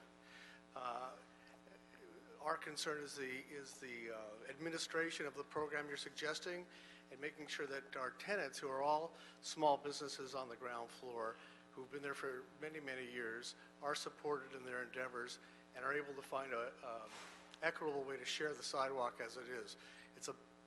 We encourage you to come visit. I'm sure you've seen a lot of the neighborhoods that this is going to impact in terms of the Fashion District. I think it could have we look forward to having a positive impact. We have great concerns. We spend a great amount of efforts keeping the district inviting to both vendors and the public to come use the district. Thank you. Thank you. Next few speakers, Linda Becker, please come forward. Elisa Keller, Jonathan Herrera, and John Howland, please come forward. Good afternoon. Welcome. Thank you. Good afternoon. My name is Linda Becker. My family's been property owners for over 80 years down here in the downtown area, and we understand, for the record, I would have to say that I'm against the decriminalization for the simple fact that we have big concerns of being able to enforce what the framework you have come up with. We have no problem with having everybody have an equal right to be able to start a business and to grow it, But we also have to be concerned, as everyone has said, for the brick and mortar businesses. If we do limit it to 2 per block vendors, there should be a distance, just like with catering trucks. If you're selling food, you shouldn't be able to be within a certain distance of a food establishment or other types of businesses. The health department, are they going to be the ones responsible for any violations if food? The catering trucks have to park at a commissary, an approved commissary, to have health concerns addressed. This is also something that would be very concerning for us. Thank you, ma'am. Elisa Keller? My name is Elisa Keller. I am a commercial property owner in downtown Los Angeles. My family have owned property for 55 years. I am asking the council to not allow sidewalk vending. While I am in favor of decriminalizing sidewalk vending, I feel that it is detrimental to our area. We have tenants who are paying rent and paying their sales tax, business taxes, licensing fees. I feel it is not fair to them nor to the property owners who are paying property taxes and paying additional property taxes to the fashion district bid in my case. To maintain the values of our property, we invest a lot of our personal funds into our properties, and we feel that it would not be enhancing the area, it would actually be hurting the area. And we ask that the council please enforce the codes and laws that exist and find a better way to, allow people who are trying to vend to do that. And I hope that you take our concerns into consideration and allow for an opt-in for property owners. Thank you. Good afternoon. My name is Jonathan Herrera with VICA, the Valley Industry and Commerce Association. VICA applauds the hard work that has been invested in developing a comprehensive sidewalk vending framework. Provisions such as limiting vendors per block, requiring permission from adjacent property and business owners, and ensuring vendors pay their fair share in taxes are all great components to this policy. To strengthen these concerns, VICA recommends implementing a cap on vending permits issued to feasibly limit the number of vendors per block and to ensure city staff is not overburdened. It is important the city allocate additional staff to oversee the regulation and enforcement of sidewalk vending so vendors who do follow the rules are not competing with those who do not. The proposed special vending districts are unclear, and VICA remains concerned as to how these districts will impact businesses and neighborhoods.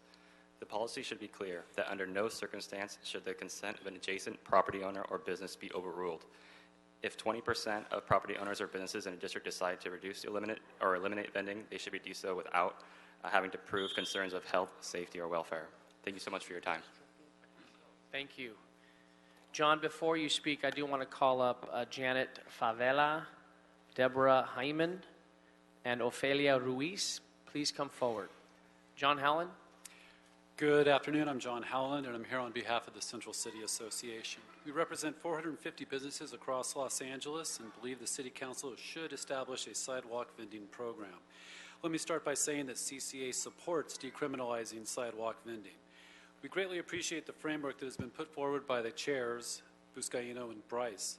It includes many of the items that we have advocated for and believe are important, including property or business owner consent, stationary vending, and a limit of 2 vendors per block. And we believe that a one-size-fits-all approach for a city as diverse as Los Angeles will not work. CCA believes we still need details on a sustainable enforcement plan in order to make this program successful. We ask that you request additional information, including the necessary budget for effective enforcement. And we request that you ask for detailed information on how the proposed special vending districts will work. Thank you for your consideration. Thank you. Good afternoon. Good afternoon. My name is Janet Favela. I'm here as an organizer and representation of the National Day Labor Organizing Network. We're here to support tens of thousands of street vendors and the LA Street Vendor Campaign. We believe that it is important to be here because the last few months our communities have woken up to the existing and new threats against their very existence in this country.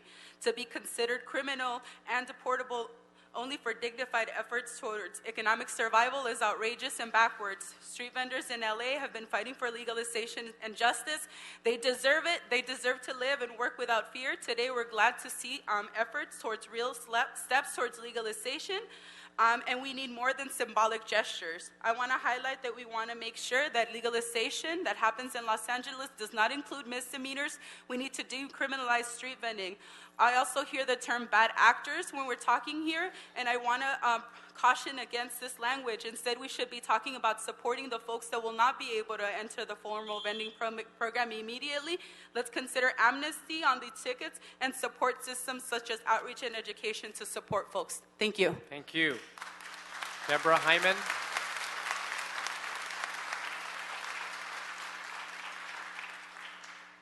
Hello, my name is Deborah Hyman. I am a street vendor in Leimert Park and Echo Park. I am here in support of legalizing street vendors. First, I want to ask all the vendors and supporters to please stand for a second. Quick.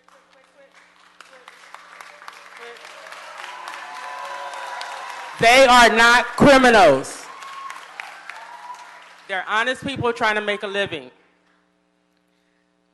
First, the proposal to vendors, two vendors per block, would not work everywhere.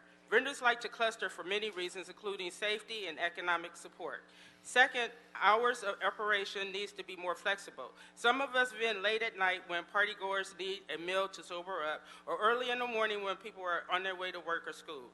Lastly, I understand that this policy proposal is for city sidewalks, but we need to make sure parks are not left behind. I urge the City Council to also move along a policy for vending in the parks because many park vendors are also being criminalized for trying to make a living. The campaign to legalize street vending will continue to fight for the rights of all street and park vendors. Thank you, ma'am. Ophelia. Can I get 1 minute, hold on. I'd like to invite Humberto Uali, Sonia Huerta, and Greg Kettles. Please come forward. Again, Humberto Uali, Sonia Huerta, and Greg Kettles. Okay, this is Ofelia Ruiz. Can we get 2 minutes for interpretation? Yes. If you need interpretation. Okay, fantastic. Buenas tardes, mi nombre es Ofelia Ruiz. Soy vendedora ambulante de MacArthur Park. Good afternoon, my name is Ofelia Ruiz. I'm a street vendor in MacArthur Park. A mí me preocupa que el programa para legalizar la venta ambulante tiene un horario de 7 a.m. a 10 p.m. I'm worried that the proposal to legalize street vending has operational hours from 7 a.m. to 10 p.m. y que solo quieren 2 vendedores por cuadra. And that you only want 2 vendors per block. A mí me preocupa porque somos muchos vendedores y pocos se beneficiarán. I'm worried because there's a lot of vendors and few folks will benefit from this. Aproximadamente hay 30 vendedores en mi cuadra y solo hay 2 permisos. There's approximately 30 vendors on the block where I vend, and you're saying only 2 permits. Yo pienso que ustedes no están considerando las necesidades de nosotros. I think that you are not considering our needs. Y el horario que proponen limita a mis compañeros que vendan de madrugada, and the time you're proposing limits my other street vendors to sell early in the morning. Por eso me gustaría y les sugiero que no haya límite de horario y que tampoco haya límite de cuántos vendedores. And that's why I'm suggesting and I'm asking for there not to be a limit on the hours or the amount of vendors. Puedan trabajar en una cuadra. The amount of vendors that work on a block. Muchas gracias. Thank you. Thank you. Humberto.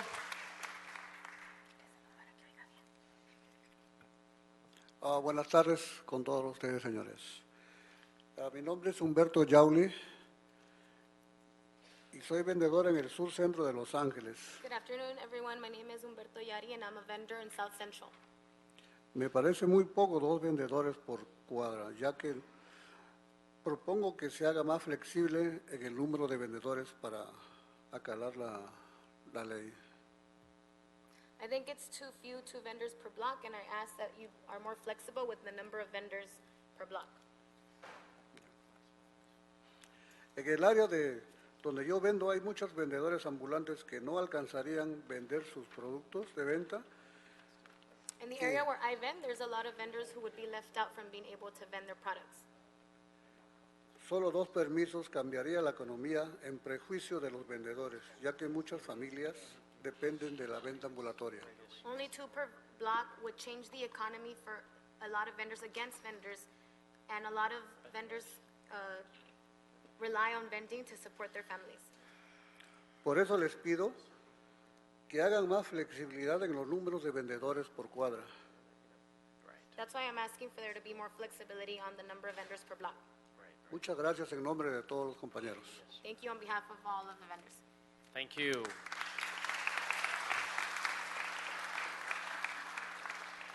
Is Ms. Huerta? No? Santa Huerta? Okay, Mr. Kettles? Good afternoon. My name is Greg Kettles with the LA Street Vending Campaign. If I approached the city of Los Angeles and asked for permission to open a brick and mortar business, the city would not say, wait a second, there are already 2 more businesses on that street. I'm sorry, you can't open your brick and mortar business there too. The city embraces business generally. It should be embracing all sorts of business enterprises, including street vending. They should be treated the exact same way. We're asking for a level playing field. I grant that there are some concerns about congestion. Those should be addressed with common sense rules about keeping sidewalk space open for the passage of pedestrians and access to doorways and sidewalks. Similarly, if I were to ask permission to open up a business in Los Angeles, the city would not tell me, ask permission first of that neighboring business enterprise. It is unfair to put any business owner at the mercy of another business, competitive or not. The playing field should be level for vendors, especially because they've been unfairly stigmatized. It's not fair to have them ask permission from a property owner who may be treat them unfairly. Thank you. Santa Huerta. Hold on, Ms. Huerta, hold on. If we can bring up, hold on, Cynthia Anderson Barker, Daphne Gonzalez, Jesus Gonzalez Salcedo, Doug Smith. Please come forward if you heard your name. Thank you. Buenas tardes. Buenas tardes, mi nombre es Santa Huerta, yo vengo del distrito de Fashion Center. Yo soy vendedora de juguetes y ropa en general. Yo no estoy de acuerdo con... Good afternoon, my name is Santa, and I vend in the fashion district. I'm a vendor of toys and other merchandise. No estoy de acuerdo con los 2 vendedores que están proponiendo, porque para nosotros en realidad la cuadra donde yo vendo está bastante amplia y 2 vendedores sería muy peligroso porque hay gente que vende drogas, que son malhechores de ahí de la calle y no nos podríamos ayudar unos a los otros. I don't agree with 2 vendors per block because the street where I vend is very long and wide. There's plenty of space, and it wouldn't be safe for only to be 2 vendors because there's other things going on, drug dealers or other folks that could endanger us. So that's one of the reasons why there's a lot of vendors to keep us safe. Para mí sería conveniente que nos dejaran mucho más vendedores porque de esa manera se generaría más dinero y también nos apoyaríamos unos a los otros para poder ir al baño o X cosas, ¿no? It would be more convenient for me if it would be allowed for there to be more vendors because that way we can support each other on the block. For example, when one of us needs to use the restroom, the other one takes care of our merchandise. Por favor, me gustaría que tuvieran esa consideración. Yo como ambulante he sacado a mis 2 hijos de ser ambulante y están en la universidad y no vivo del gobierno y pago mis impuestos igual que todos. And I would ask you to take that into consideration. As a street vendor, I've been able to pay for my children's education. They're both in universities, and I'm not dependent on the government, and I would ask that of you. Thank you. Thank you so much. Thank you. So Cynthia Anderson Barker. Thank you so much, first, for your hard work on the ordinance. My name is Cynthia Anderson Barker. I'm a civil rights attorney, and for the past 3.5 years, the Lawyers Guild has been running a free legal clinic for street vendors who are prosecuted not just for misdemeanors, but for infractions that can turn into misdemeanors when vendors don't appear in court. So infractions are a problem. So what we've seen is the criminalization of street vending. It's a waste of judicial and law enforcement resources, and the ordinance makes a good effort at addressing this issue. But one remaining concern is the requirement for vendors to obtain the permission of a business owner to sell in front of the establishment. So this is fraught with legal and political problems and practical problems. The proposed policy would clearly exceed the city's police powers. There's no public purpose for giving brick and mortar businesses veto power over whether a vendor can sell. Finally, I want to let you know that brick and mortar businesses are now charging vendors to post their goods on the walls of the stores. Thank you. And that's an impediment. Thank too. you. Thank you. Daphne Gonzalez. Good afternoon. My name is Daphne Gonzalez, and I am a sophomore at Alliance Matec High School and a constituent of Councilman Price's District 9. I am pleased to say that my school worked alongside 2 other schools in this report, in which we covered the views of Los Angeles urban students and families on legalizing sidewalk vending in Los Angeles. If you look throughout the data, we surveyed 738 students and 121 parents from districts 1, 8, 9, 10, 13, and 14. 83.9% of students supported legalization, as well as 67% of parents supported it. Of course, there were some concerns, which included safety, health, and the taxes. But I feel like the legalization of street vending would obviously make sure that these people are safe from deportation, safe from losing the food that they have to make and the merchandise that they have to sell just to make a living, and safe from losing what might be their only means of making enough money to even eat. Street vending has become a part of my culture and my community, and the last thing that I want is for that to be jeopardized. Thank you for your time. Daphne, really, we are all so proud of you at such a young age advocating for what you believe in. For the record, we do have a copy of your report. I do want to recognize all of the authors: Daphne, Alexandra Sandoval, Jesus Gonzalez, Alyssa Kwan, Damian Davia, and Jordi Roland. Very comprehensive. Thank you so much for your hard work. And you have all inspired us, and inspired this entire city for young folks like yourself who are encouraged, who are motivated, and who are seeking change. So congratulations to you. Thank you, Daphne. Jesus Gonzalez. Oh. Hold on, sir. Yeah, I just want to also just recognize the JSA. They have just done an extraordinary job working with young people, encouraging them to be involved and a part of the civic fabric of our community at an early age. So I appreciate their report on street vending. It's been very instructive as we work out our rules and regulations. Thank you.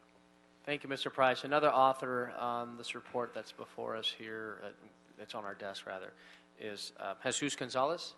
Thank you. Yes, hello. Good afternoon, council members. I stand here today on behalf of tens of thousands of urban students and on behalf of street vendors. You've already heard the numbers, you've heard the statistics, but now let's hear the voice behind street vendors. I myself, I grew up as a street vendor. I grew up selling outside fairs with a stick of cotton candy. And the truth is, as I grew older, my jovial moments quickly succumbed to the brutal realities of life. As I've grown older, I've become aware of the injustices and inhumane treatment that street vendors endure. We're approached as criminals, as people that are filthy, uneducated. But that's not true, and I'm here to extinguish this notion. And I'm here to expound on the fact that this proposal, it's a stepping stone in extinguishing that notion. And I firmly believe that if legislation or this proposal should pass, it should not impede the progression of my people. It should not restrict them. It should, in fact, empower them to fulfill the very dream that we have all came here to fulfill, the American dream. Thank you. Thank you, Jesus.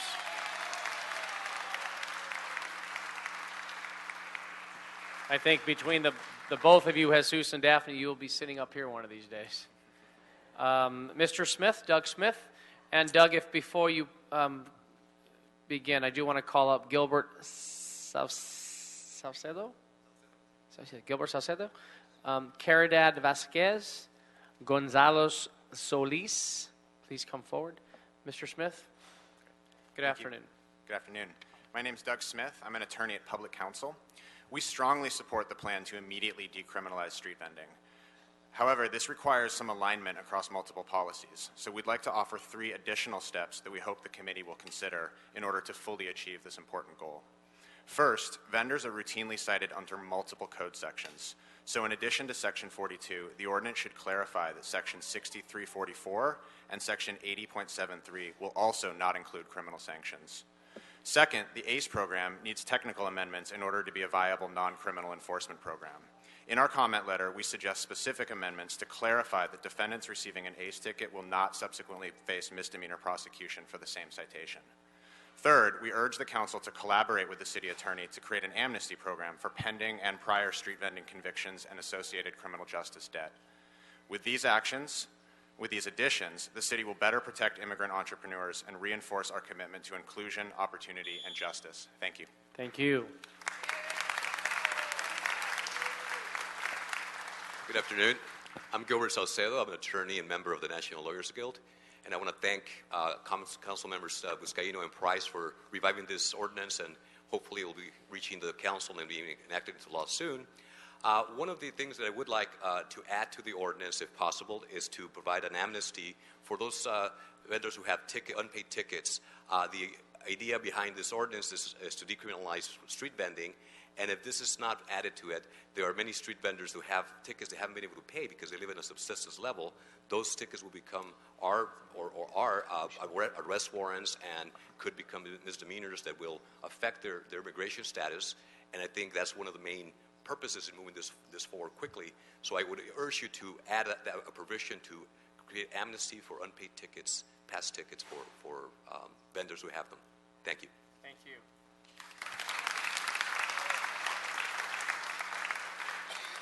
Ms. Caridad Vasquez. Mi nombre es Caridad Vázquez. Vengo de Boyo Heights y soy vendedora ambulante. My name is Caridad Vasquez. I'm coming from Bow Heights and I'm a street vendor. Señores, concejales, simplemente vengo a decirles que traigo un sentimiento tan grande porque como vendedora, el sábado a una de mis compañeras les quitaron sus cosas. I'm here to tell you that I come with a great sentiment because on Saturday, one of the street vendors that I know, they took away her stuff. Y no es justo que nosotros las vendedoras salgamos para darles de comer a nuestros hijos, lleguen y nos quiten nuestras cosas. And it's not just that we're out there trying to make a living for our children and then that our things are taken away. Estamos en tiempo de Navidad. It's Christmas time. ¿Qué hacemos si no vendemos? What do we do if we can't sell? ¿Qué les vamos a dar a nuestros hijos? What are we going to give our ¿Qué children? Navidad les vamos a dar? What type of Christmas are we going to give them? Y no nomás este año, todos los años hemos sufrido en este tiempo. And not just this time, but every year we suffer around this time. Porque llegan y nos quitan todo. Because they get there and they take away our stuff. Y otro día empezar. And we have to start all over Y es again. muy importante que a ustedes les llegue que todos los que vendemos en la calle también tenemos necesidad y tenemos que dar regalos a nuestros hijos. And it's important for you to know that all of us who stay on the streets also have needs and we have to give our kids toys or gifts. Tiéntense el corazón en Touch your estos heart meses. in these months Que haya paz for there to be peace para todos nosotros. for all of us. Comercios grandes, pequeños. Small businesses, big business. Hay que unirnos a una We legalización have to unite for para legalization seguir adelante como cualquier empresario. to continue going like any business. Porque también nosotros pagamos taxes. Because we also pay Así taxes. como nos ven. Just the way you look at us, we also pay Nos taxes. quitan las cosas. They take away our stuff Y de todos modos pagamos and we taxes. still pay taxes. Entonces es muy importante que lleguemos ya a este término, que lleguemos a legalizar nuestra venta. So it's important that we Gracias. get there, that we legalize our vending now. Thank you. you. Gonzalo Solis? No? Gonzalo Solis? No? Cochil Dominguez? Mr. Dominguez? Alfonso Garcia? No? Isabel Rodriguez? Followed by Eric Aris. Eric, come forward. Annette Kim, please come forward. Carelia Rojas, please come forward. So we have Isabel Rodriguez first. Yes. Buenas tardes. Buenas tardes. Mi nombre es Isabel Rodríguez, soy madre soltera, soy vendedora ambulante y vendo en parques y aceras. Hello, my name is Isabel Rodriguez. I'm a single mother. I'm a street vendor, and I sell in parks and sidewalks. Señores concejales, los exhorto a que el día de hoy salgamos de aquí con unas recomendaciones justas. As council members, I ask you that we leave today with just recommendations. Su enforzamiento, ya que ustedes tienen el poder. Just recommendations about enforcement, given that you have the power. Y moralmente, de pedir un alto a la criminalización. And a moral right to ask for a stop to criminalization. Yo he sido humillada, esposada. Me subieron a una patrulla como una criminal. I've been humiliated, I've been arrested, I've been put in the back of a cop car like a criminal. Y lo más triste es ver la cara, el rostro de mi hijo llorando y la preocupación de estar dentro de la patrulla. The saddest part was seeing my son's face crying when he saw me in the back of the cop car. Y haberlo subido también a él. And then also putting him in the cop car. Señores, mi único delito es ser vendedor ambulante. My only crime is being a street vendor. Honesta. An honest street vendor. Tener que enseñarle a mi hijo Thank you. a trabajar honradamente. Teaching my son to work. Thank you. Gracias. Eric Aris.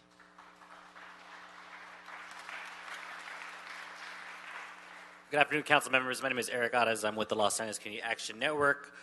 First, we would like to join others here to support the general framework for this moving forward.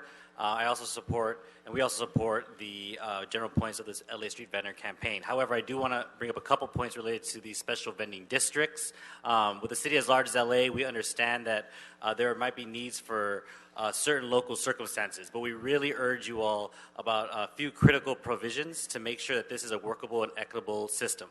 First, we have to make sure that any special vending districts aren't exclusionary, that it shouldn't result in a backdoor opt-out to the citywide program. How do we do this? We must limit the overall size of these special vending districts. Again, if they're addressing specific things, that's fine. It shouldn't opt out for entire communities.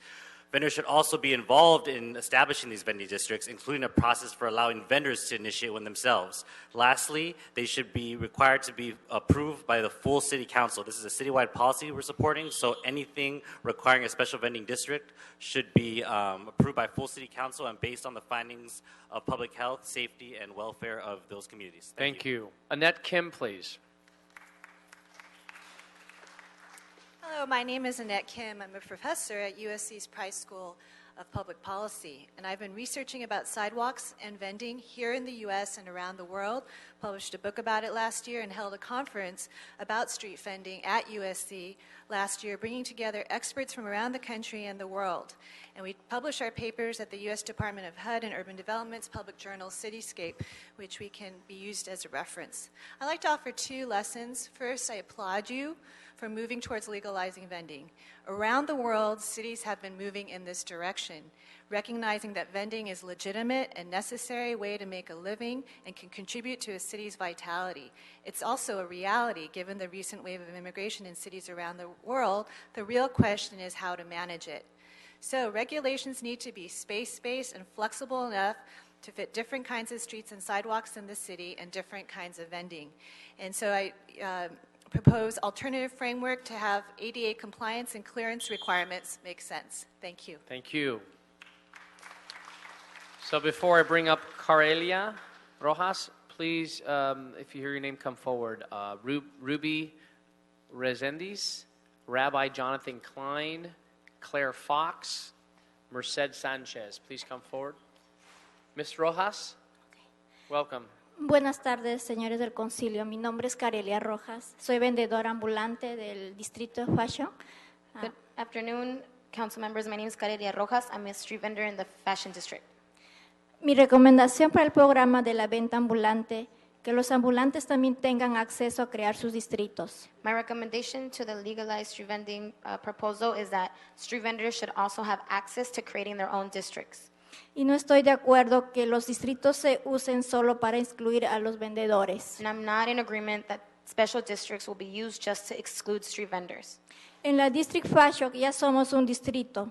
Los vendedores somos promovedores de una gran economía. In the Fashion District, we're already a district, and street vendors are the ones who promote a great economy. A través de la región, clientes vienen a comprar nuestra mercancía de los vendedores. Si no estuviéramos aquí, no se movería la economía de los District Fashion. Throughout the whole entire region, clients come here to buy merchandise from us, the street vendors. If there weren't street vendors here, the economy wouldn't move like it does in the Fashion District. Donde se siente el calor de las diferentes culturas y es por eso que se debería ampliar las horas de labor porque ahí empezamos a las 3 de la mañana. In the Fashion District, you can feel the warmth from the different cultures, and because of that, you also need to extend the hours of operation to at least 3 in the morning. Por eso pido al comité del concilio que incluyan a los vendedores a formar sus propios distritos especiales. That's why I'm asking the council members to include the street vendors in the process of creating special districts. Ya que no surge la legalización de la venta ambulante y no tener problemas con las autoridades. And it's urgent for us to have legalization and not continue to have problems with the law. Muchísimas gracias. Thank you. Thank you. Okay, thank you. Okay, Ruby.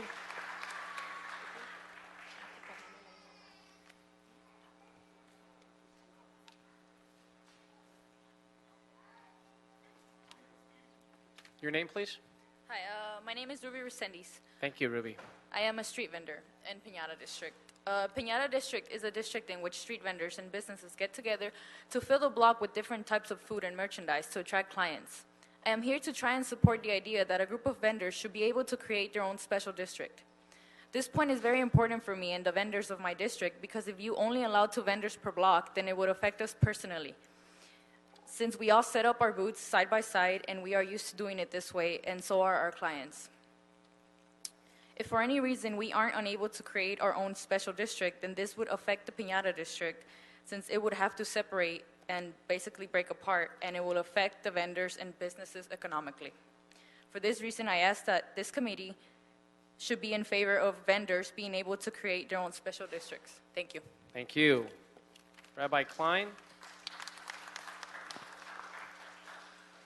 Hi, everybody. Rabbi Jonathan Klein with CLU, Clergy and Laity United for Economic Justice. And I know this body wants to decriminalize, and we are grateful for that. But we can't do that and simultaneously consider vending a nuisance. Creating special districts or requiring schools to sign off or limiting vendors to 2 per block or setting very restrictive hours, or requiring brick and mortar to sign off only with street vending but not with other brick and mortar nearby, this is saying we only tolerate you and you are lesser, not you are part and parcel of our community. The emphasis on enforcement contradicts the spirit of your earnest desire to decriminalize. These are our families, our community members. As the grandchild of street peddlers myself, I'm grateful for a nation that opened its doors and ultimately allowed me and my family to thrive. And I hope that you will remember that the measure of our society is its will to protect its most vulnerable. Now more than ever, it's time to establish good policies. Thank you. Thank you. Claire? Hi, good afternoon. Claire Fox, LA Food Policy Council. Council members, on January 20th, our world changes significantly. The incoming presidential administration has promised to ramp up efforts to deport undocumented members of our community, and their inflammatory rhetoric has already led to a spike in hate crimes. We know that in light of changing political landscapes, cities will need to provide every protection and every opportunity to support low-income communities, immigrants, and small business entrepreneurs. The proposal put forward by the committee chairs is a solid attempt to do what the city has never been able to do, provide a concrete pathway forward to embrace street vending as a critical part of our city, our economy, and our cultural life. Taking to heart the feedback today about the arbitrary number of 2 vendors per block and the requirement for adjacent businesses to grant permission, we urge you to act expeditiously today to recommend an ordinance and to build a foundation of a citywide program that can serve as a buffer for some of our city's most vulnerable residents in light of an uncertain future. Thank you. Okay, I'm looking for Merced Sanchez. Merced Sanchez? No? Guillermina Gonzalez, Jay Weitzer, Victor Nato, Joseph Marian, come forward.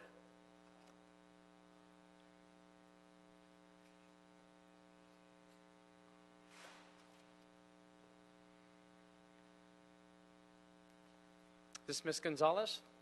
Okay, please come forward. Buenas tardes. Mi nombre es Guillermina González. Yo vendo en la calle 4 y Soto y en diferentes eventos. Mi venta es arte y comida a veces. Good afternoon. My name is Guillermina Gonzalez. I sell on 4th Street in Bow Heights and other areas, and I sell my art and food. Es bien importante que tomen la decisión, más en estos momentos, de que la economía global está mal. It is very important for you to make this decision, especially in this moment where our global economy is not doing well. Queremos una legalización justa e inclusiva. We want a just legalization that's inclusive. Somos una gran familia que necesitamos el apoyo también de ustedes. We are a big family, and we also need your support. Nosotros no somos criminales. We are not criminals. Somos una comunidad necesitada de una oportunidad de una legalización. We're a community that needs a legalization. Vamos a luchar hasta el final. We're going to fight till the end. No es justo que los que tienen más dinero nos lleven ventaja a los que somos menos afortunados. It's not fair that those who have more money are doing better than us who don't have as much money. Queremos una legalización ahora. We want a legalization now. Y que sea inclusiva y justa. And that's inclusive and just.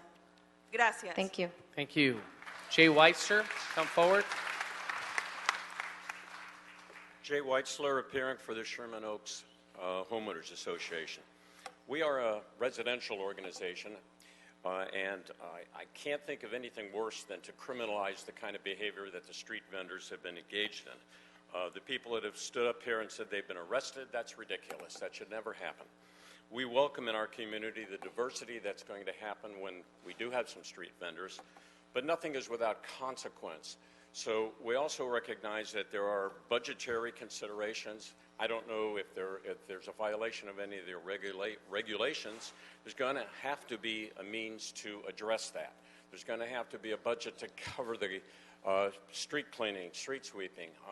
The street vendors may be responsible for their area, but as clean and well-meaning as they may be, I hate to say it, but some of my city dwellers don't share that as much. And there are consequences to selling food on the city streets, not from them, but from the people who consume it. So is the shopkeeper supposed to take care of that? So Thank you. Just wish to point out to take care of the budgetary aspects. Thank you for your comments. Victor Naro, followed by Joseph Marian. Marian? Yes, good afternoon. My name is Victor Naro from the UCLA Labor Center.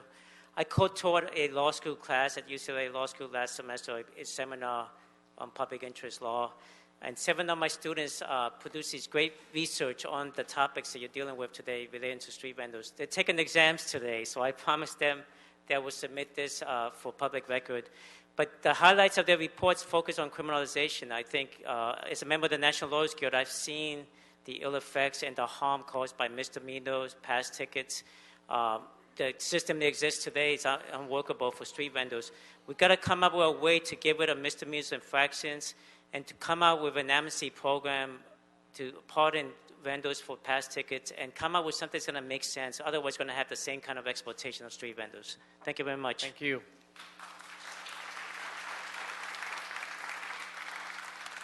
Joseph? Joseph Marian with the Hollywood Property Owners Alliance. We're a nonprofit that represents 500 businesses and property owners in the Hollywood area.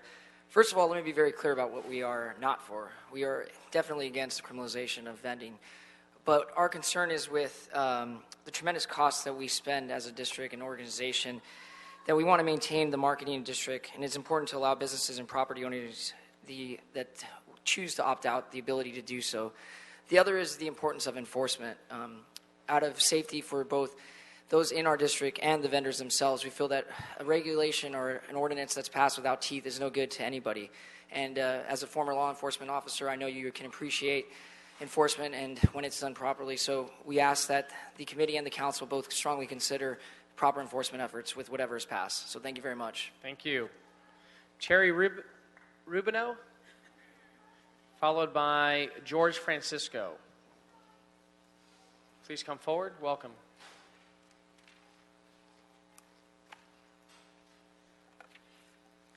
Thank you very much. I live in the South Park area of downtown, which is mixed with high-rise residential units and commercial businesses.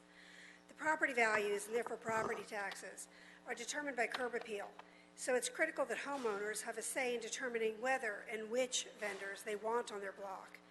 It's important that if community determines that the street vending becomes a nuisance or has unintended consequences, there be a clear procedure to stop the practice in our immediate neighborhood. Limiting the language needed to petition for vending changes to public health, safety, and welfare concerns is unnecessarily restrictive. It is also important the residents know who to contact and that someone will be available beyond 9 to 5 to be sure that there is enforcement of the existing laws during the hours that street vending is happening. Lastly, for the protection of the consumer, health department grades should be clearly posted on each food cart, just as they are in restaurants, along with the number to call or where to email for violation complaints. Thank you. Thank you for your Thank you. Your name, please?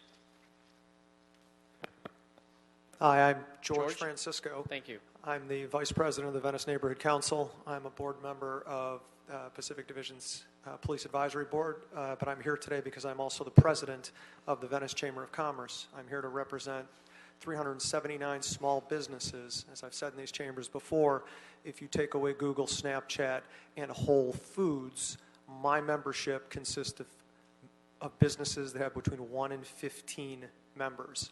I applaud you for your efforts to create revenue for the city at a time when it's well necessary. I also applaud you for giving the good people who work very hard an opportunity to not be criminals just for having a job and for supporting their families. I would caution you in terms of how you apply this proposed legislation to make it as granular as possible. I don't know how many of you come down to Venice, but I welcome all of you. I welcome the council members. It's very unique. My members of our Chamber of Commerce have an incredibly high rental. Thank you, sir. Thank you. And your name, please? My name is, mi nombre es Merced Sánchez. Merced, okay, I have your card here. Okay, welcome. Soy vendedora ambulante en el distrito de La Piñata. En esta área, los vendedores sí estamos de acuerdo en que se establezcan distritos especiales. Hello, my name is Merced Sanchez. I'm a street vendor in the Piñata district, and in this area we do agree with special districts for vendors. Que nos den el derecho a vendedores ambulantes a crear nuestros propios distritos. To give us, the street vendors, the right to also create our own special districts. Ya que al solo dejar 2 vendedores por bloque, un 99% se quedaría fuera de esta legalización. Because of the proposal to only have 2 vendors per block, 99% of the vendors would not benefit from this legalization. Y que por muchos años hemos estado ahí realizando nuestra venta, es nuestro centro de trabajo. And for many years, we've been vending in this area. This is our center of work. Quiero hacer de su conocimiento que en esta área somos víctimas de los dueños de negocios. I want to let you know that in this area, we are victims of the small business owners. Que nos rentan las banquetas cobrando entre $60 por un fin de semana y $1,800 mensuales. who charge rent to street vendors for setting up on the sidewalks, sometimes $60 for the weekend or up to $1,800 per month. Según el espacio que ocupemos, y si no aceptas pagarles esta, sacan ellos su mercancía a la banqueta para no dejarte vender. Depending on the space that you're setting up. And if you don't agree to pay them, then they bring out their merchandise onto the street so that you don't have space to set up. Este abuso no puede continuar. This abuse cannot continue. Señores concejales, espero Thank you. sean escuchadas nuestras peticiones. Con- Recuerden que no somos criminales. Thank you so much. Thank you.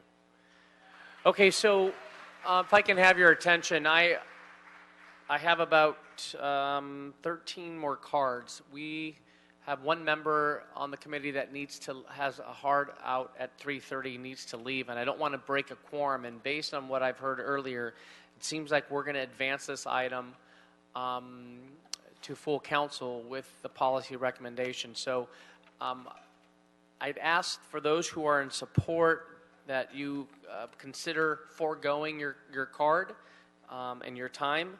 But I'll leave that up to you. But just know that those who are in support moving forward, seems like we're going to have the support here in this committee to advance the policy to council. So if you really need to speak, then you are afforded to speak. But please, I don't want to lose the quorum here. You're still more than welcome to speak. Don Carsa, is he here? You want to speak? Okay. Stephanie Campbell.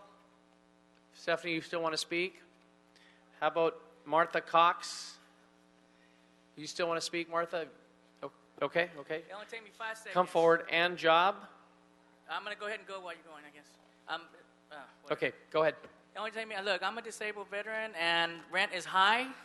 So as a matter of fact, I actually do go now and then to MacArthur Park and sell items, maybe some electronics or something I bought in the past or something somebody gave me so that way I can help with my rent now and then. So I'm for legalizing vending, but like these other people are saying, listen to what they have to say about, all the restrictions. Other than that, get this moved forward. Thank you. Stephanie Campbell?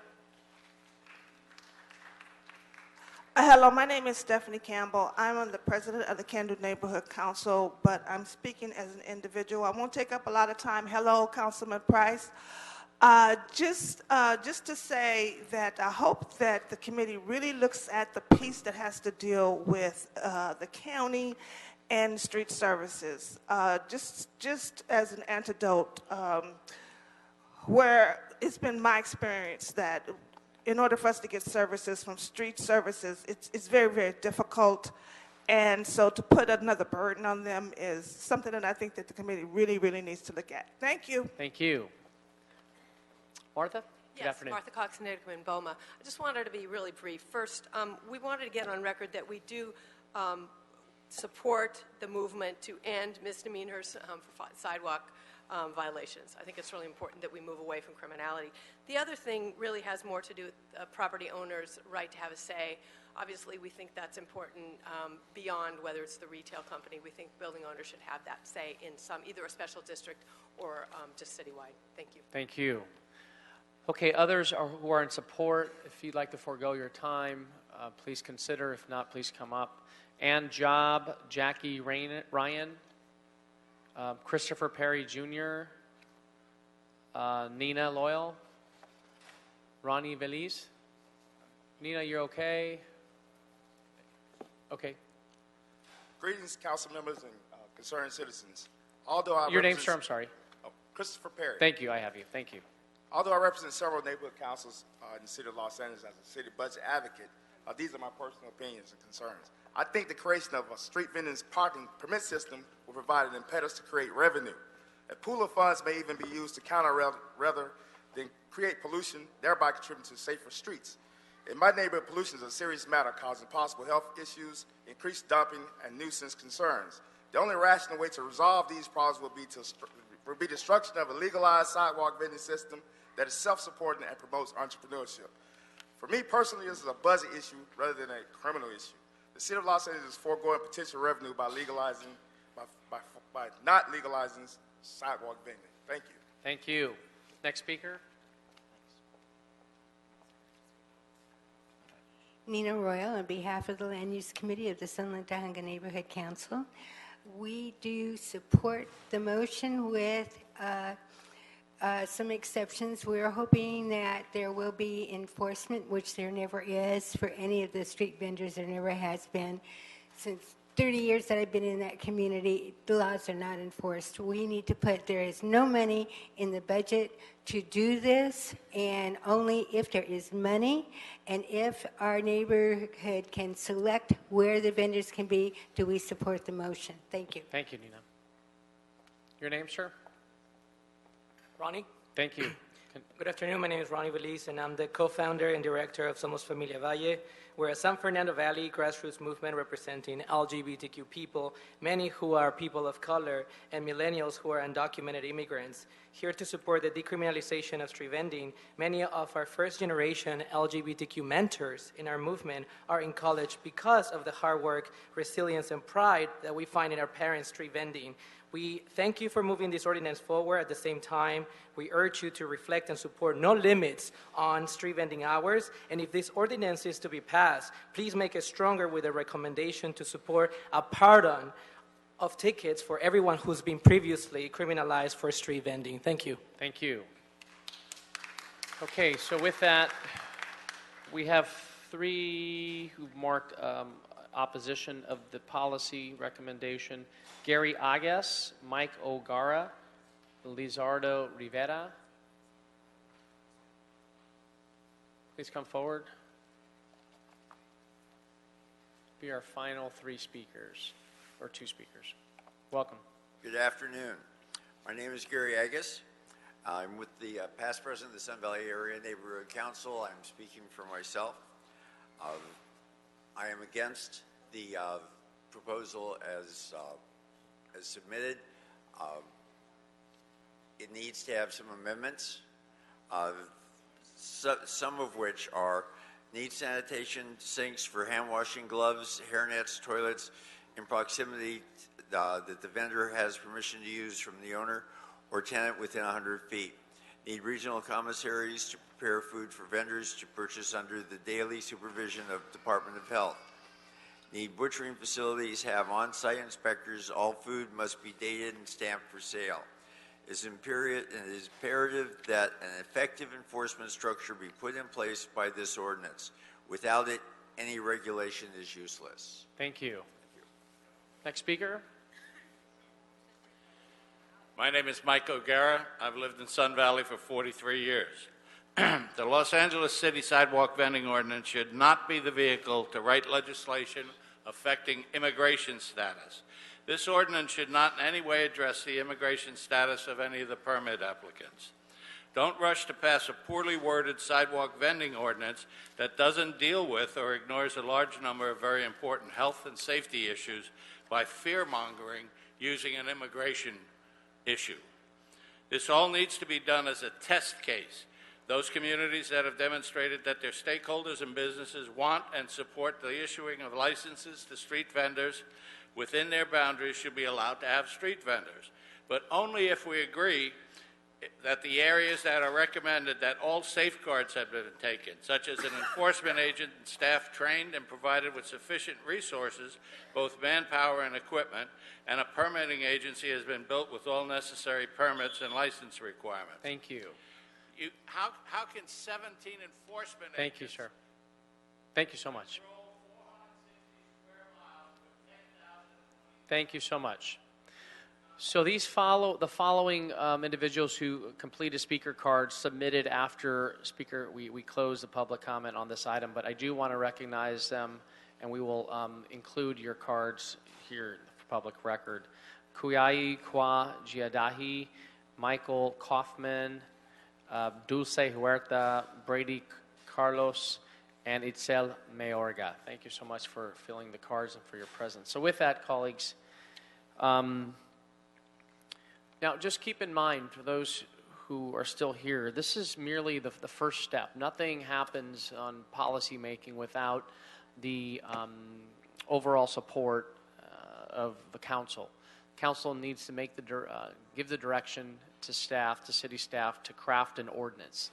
So today's action by this committee will direct the City Council upon approval to craft an ordinance on the policy recommendations to legalize sidewalk vending based on the communication from both Mr. Price and I.